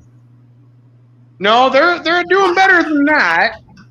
Not by much some days, but no. Look at you. But I had bought specific This chickens. guy talks way too much. Which one, Sean or me? You. I said I wanted to shut up. Sean keeps asking me questions. Okay, hang on a second, just to clarify things so NGH understands. Hey, Northern Girl, GreyMan kind of gave me the reins to interview Billy at Ontario Homestead here. Cool. So that's basically what we're doing, and that's why he's talking so much and I'm talking so much. Because Ontario Homestead is new to all of us, right? Not new to me. I know Billy for a long time. But he's new to the larger community, okay? So we're trying to introduce him, and I know him well, and he just happened to come on to GreyMan's one, so I'm just interviewing him. I'm small. Now I can speed some other stuff up. I have a bunch of layer hens. The reason I bought these specific layer hens is because of everything going on in the world. I bought specific layer hens that I am going to be hopefully this spring hatching out certain breeds, because I don't know if I couldn't guarantee getting meat chickens, layer chickens. So I bought something specific that was kind of mid-range, middle of the pendulum, because I'm sure everyone is sitting there going, I don't know what I'm allowed to get, because at one point I remember Michigan's person was saying, you're not allowed to buy seeds. Same reason why I buy a lot of heirloom seeds. I also have bees here, which I will honestly say, anyone who wants to know a lot of information about bees, do not watch my channel. If you want to watch someone get stung every once in a while and screw up, watch my channel. Yeah, he has those videos. Hey, Billy, while you're talking about your bees, can you just describe how many bees you keep or things like that? I can tell you I went into the late fall with 15 hives. And I really hope I have 15 hives. But I'm also a realist, and I also understand that livestock equals dead stock. And therefore, if I walk out of if I get into the spring with 8 hives, I'm going to be super, super, super happy. I was about to say it would be kind of expected to experience a 1/3 loss. It wouldn't be shocking. It's not, and that's why I got really mad with this. I'm going to go against the grain here, but you got so many people that say the whole worldwide bee thing, and I understand where they're coming from, but I will point out to everyone a very simple thing. The first year I raised bees, and I bought some hives, and the problem was where they took the numbers and how they took them, because percentage and numbers are a totally different thing. Now, if they would have came to me and said, well, how much did you lose as a beekeeper this year? And I would have went, I lost 50%, which sounds horrible. And it was. That being said, I had 2 hives. I lost 1.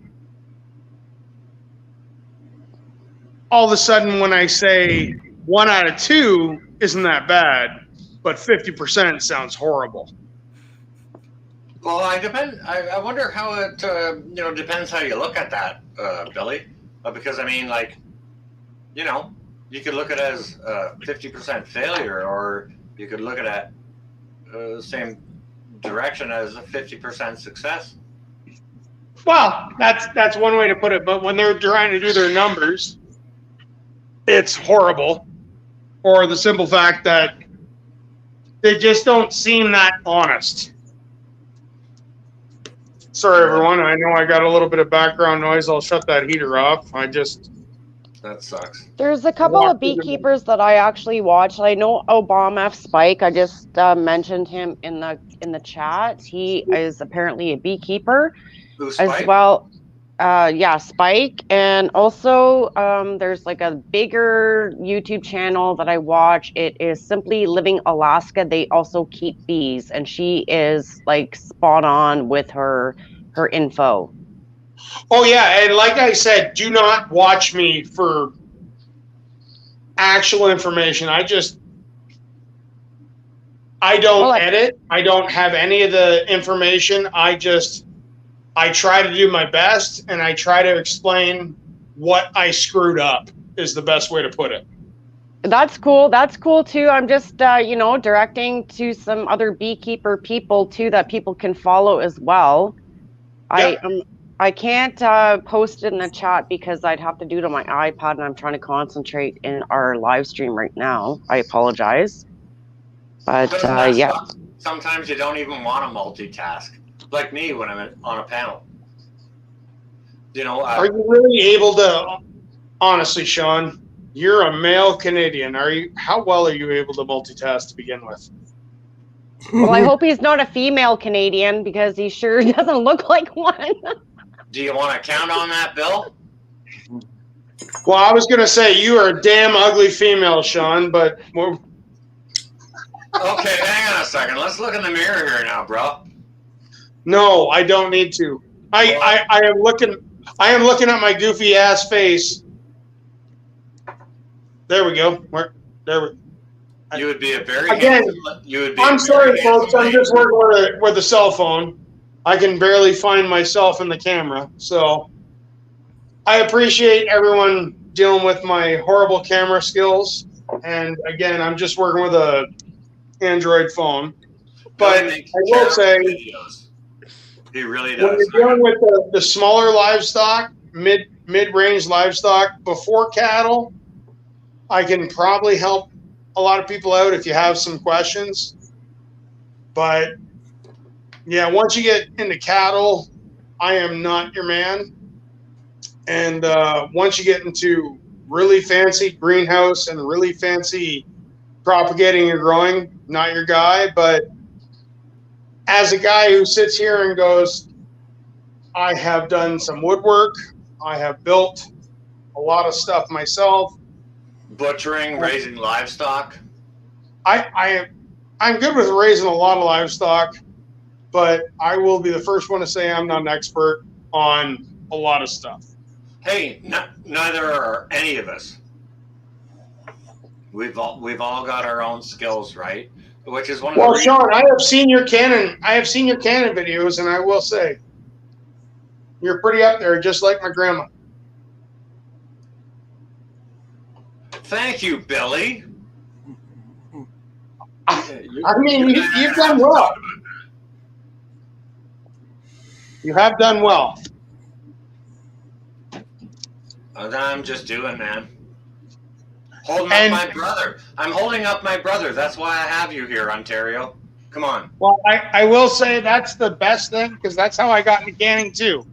Was it literally came down to I don't know what I'm doing, and I just started doing it. Because the best thing to do is just start doing it.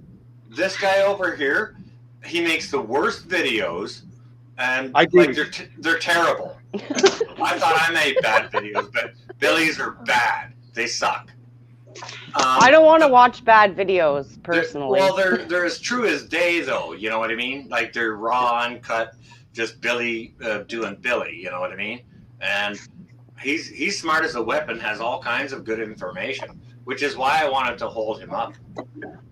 You know, I will agree with a certain portion of what you're saying, North. Yes, I do make crappy videos. Terrible. Yes, occasionally I do put out some good content. They're the worst. Oh yeah. Yeah, no, my what do you call that? Listen. Intelligence? I was raised by very old parents. I don't understand any of this. I barely understand how my phone works. I barely understand how a rotary dial phone works. And I'm only 40 years old. But you're full of fantastic information, Billy. But I can tell you the stuff I know. Well, you could just, make words. I can make words. I don't edit. Everything I put out is very raw. I tried to do one of those editing things before, and I went, nope. North Shore doesn't edit his shit either. No, it's just, He's tried. Don't let him bullshit you. He's tried. We've talked. Okay, don't shout, please. Wow, you're loud. Sorry. That's actually, I need to just hold my phone further away. It's mostly because I'm loud to begin with. But I know. I'm loud too. I'm French, but I've worked with a lot of your people, but that deals with Sean will get a giggle out of that statement. 2-minute warning. All right. Anyways, really, I'm sick of talking. Could someone else say something? Thanks, North.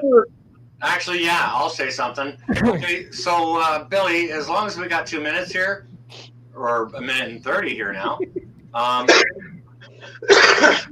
what would you say is your favorite thing to do on your homestead, as far as homesteading? Build.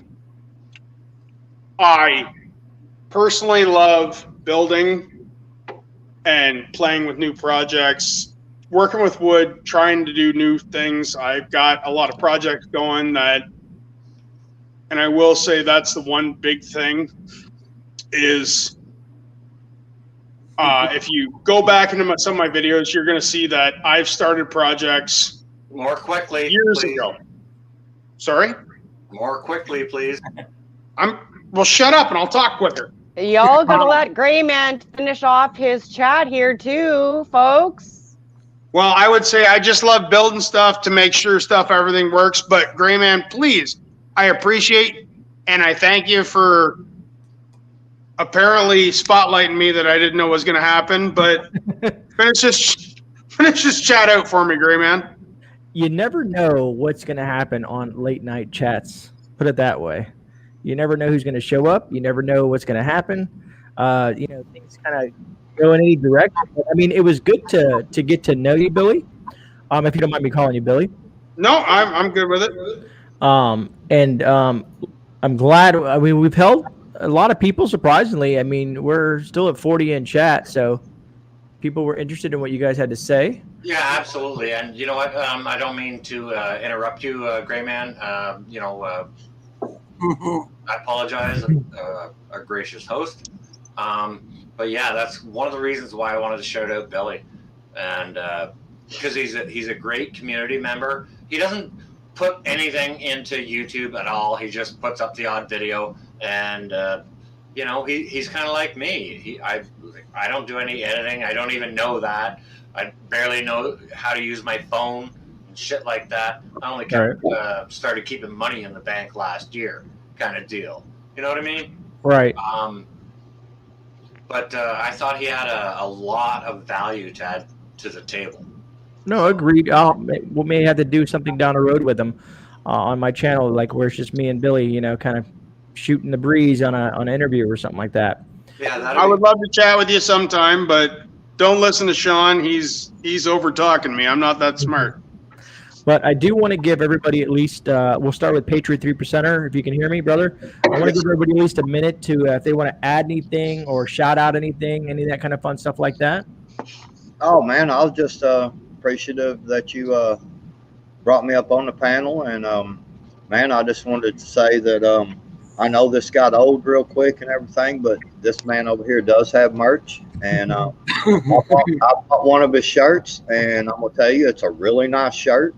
I actually had someone stop me and ask me the other day.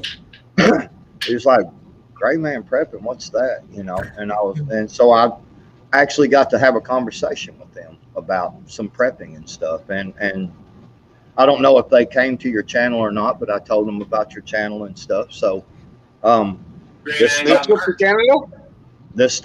stuff works, man. I appreciate Awesome. that. Support our brothers and sisters, man. I yield. All right, Cherokee. Me? Well, I gave you about 63 people from my area that lives down there in your area on a different area on the, we'll just say Facebook thing. It ain't really a Facebook, to look you up, and they already started watching you. Awesome. And I appreciate that. you got merch. And also, Northern Girl Hobbies has been hit by 5 or 10 times by my friends. They watch her automatic for some reason. Think about it, Northern Girl. What you've been doing, you must be doing something right. Thank you, Cherokee Survival, James. And me and Patriot 3, we're head on a lot of stuff. Yeah. I'll be checking you out more because you got some, you know, something about hogs. And I got friends that does raise hogs. They have problems. I can ask you the questions when they ask me. North Shore, you're great. I love your raids, man. Well, thanks, man. Every time I go to some place, the raid pops up, and I'm like, what? Everybody's starting to ask questions. I don't know if it's you or the other guy. And I'm going like, I have to check. Notice it's yours. That's cool, man. You know what? There's a lot of raiding been happening lately, and to be honest with you, I still haven't shut off my live stream that I was on earlier because I jumped onto this one. So my live stream is still running, and we got raided over there this evening by 101. I get a little bit bigger. I probably would try. If I try a live stream, it's gonna be a while before I try that because I still don't understand that crap. Yeah, me too. All right. I got like 10 people automatic. I'll be asking, come on. All right, I'm trying to figure out how y'all get 10 people on there. I've only been seeing 9. I want to see the 10. Roger that. All right, Northern Girl, how about you?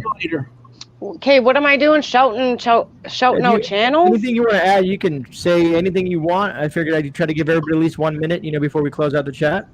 You know what? I think that a lot of us met through North Shore with his raids and whatnot. I don't even remember how I got connected with North Shore. Maybe I searched up like Prepping Canada or something like that. And then we all got kind of linked together. So thank you, North Shore. You know, I watch a couple of smaller YouTubers. I'm a small YouTuber. But I'm up to like 600 and I think 20 now, and this is within like a month, which is crazy awesome. So I still have to do. Works? Yeah, so now I still have to do like an actual shout out video, but I think it's going to be kind of like a quick snippet of everybody that has shouted out kind of deal, and not so like personal. Mm-hmm. You know, because like Prepper Tribe was on the Angry Prepper, and that was like a huge shout out for me because Angry Prepper said, I'm going to get you to 500 by the end of the week, and it actually happened. So that was really cool, you know. And then I have my beef right now with the Canadian prepper too. He keeps making fun of me. But Really? yes, yeah, What he a keeps turd. making fun of my dog in the pink jacket. Do you know what? Let him, Oh. and goad him. Keep doing it. You know what? That's going to be positive attention your way. I'm telling you. I keep doing it, but I'm like, dude, I'm just trying to connect with you so I can buy some communication devices. Like, why can't you email me back? It could be a boring game, but it could also work to your advantage to advertise your channel. So just saying. Yeah, I'm not too worried about it at this point. I had a major nightmare last night about my beef with the Canadian prepper. Oh, no! Northern, Yeah. don't worry about Nate. He's still Canadian, so he's not going to be that big of a prick. I don't know about that, but you know what? I actually do have a very small channel that I really enjoy watching, and it's a daily thing. And maybe it's because I'm obsessed with fire starting. Arc Wildman Survival. I'm gonna have to look that up. I love him. He's like my favorite fire starting dude, and I can't wait to upload my fire starting cupcake fire starter thingy that I have to do. Thank you, GreyMan. Not a problem. Billy, you want to add anything else in there? You know what? I talked enough, GreyMan. I really appreciate you guys letting me spill out way too much, and I'm really going to look up that channel. And if anything else, I will say I really want to look up that channel because fire starting is an amazingly important skill that we all need to have. And I'm just going to yield everything over to North. All right, North. I have the platform. Yeah, you got 1 minute, brother. Okay, don't give him that much. Right, I don't need that much. I can say enough in just a few words. And I'd like to use those words to thank our host, GreyMan Prepping, for having us up here. Very much appreciated. And I want to thank you again, a second time, for allowing me the con to interview Billy. And I want to thank you a third time for having Billy up in here. Because I really think he's a channel that needs some shout out, because the knowledge base over there is incredible. And he has a lot to share with the community. And with that, aside from that, I'd like everyone to take the chance to hold up their brother and sister every chance you get. All righty. Well, again, I want to thank all you guys on the panel for being here. I appreciate you guys taking out the time. I know, we all have lives and we're busy doing our own stuff on our own channels. Really appreciate you guys taking the time to be here. I also want to say thank you to everybody in the chat, my mods. Thank you so much for what you guys do. Thanks for being here. You guys are the backbone of this community. Without our subs, we wouldn't be anything. Other than that, man, I think that wraps it up. I'm going to probably sign off here and need to get some sleep before I go to work tomorrow.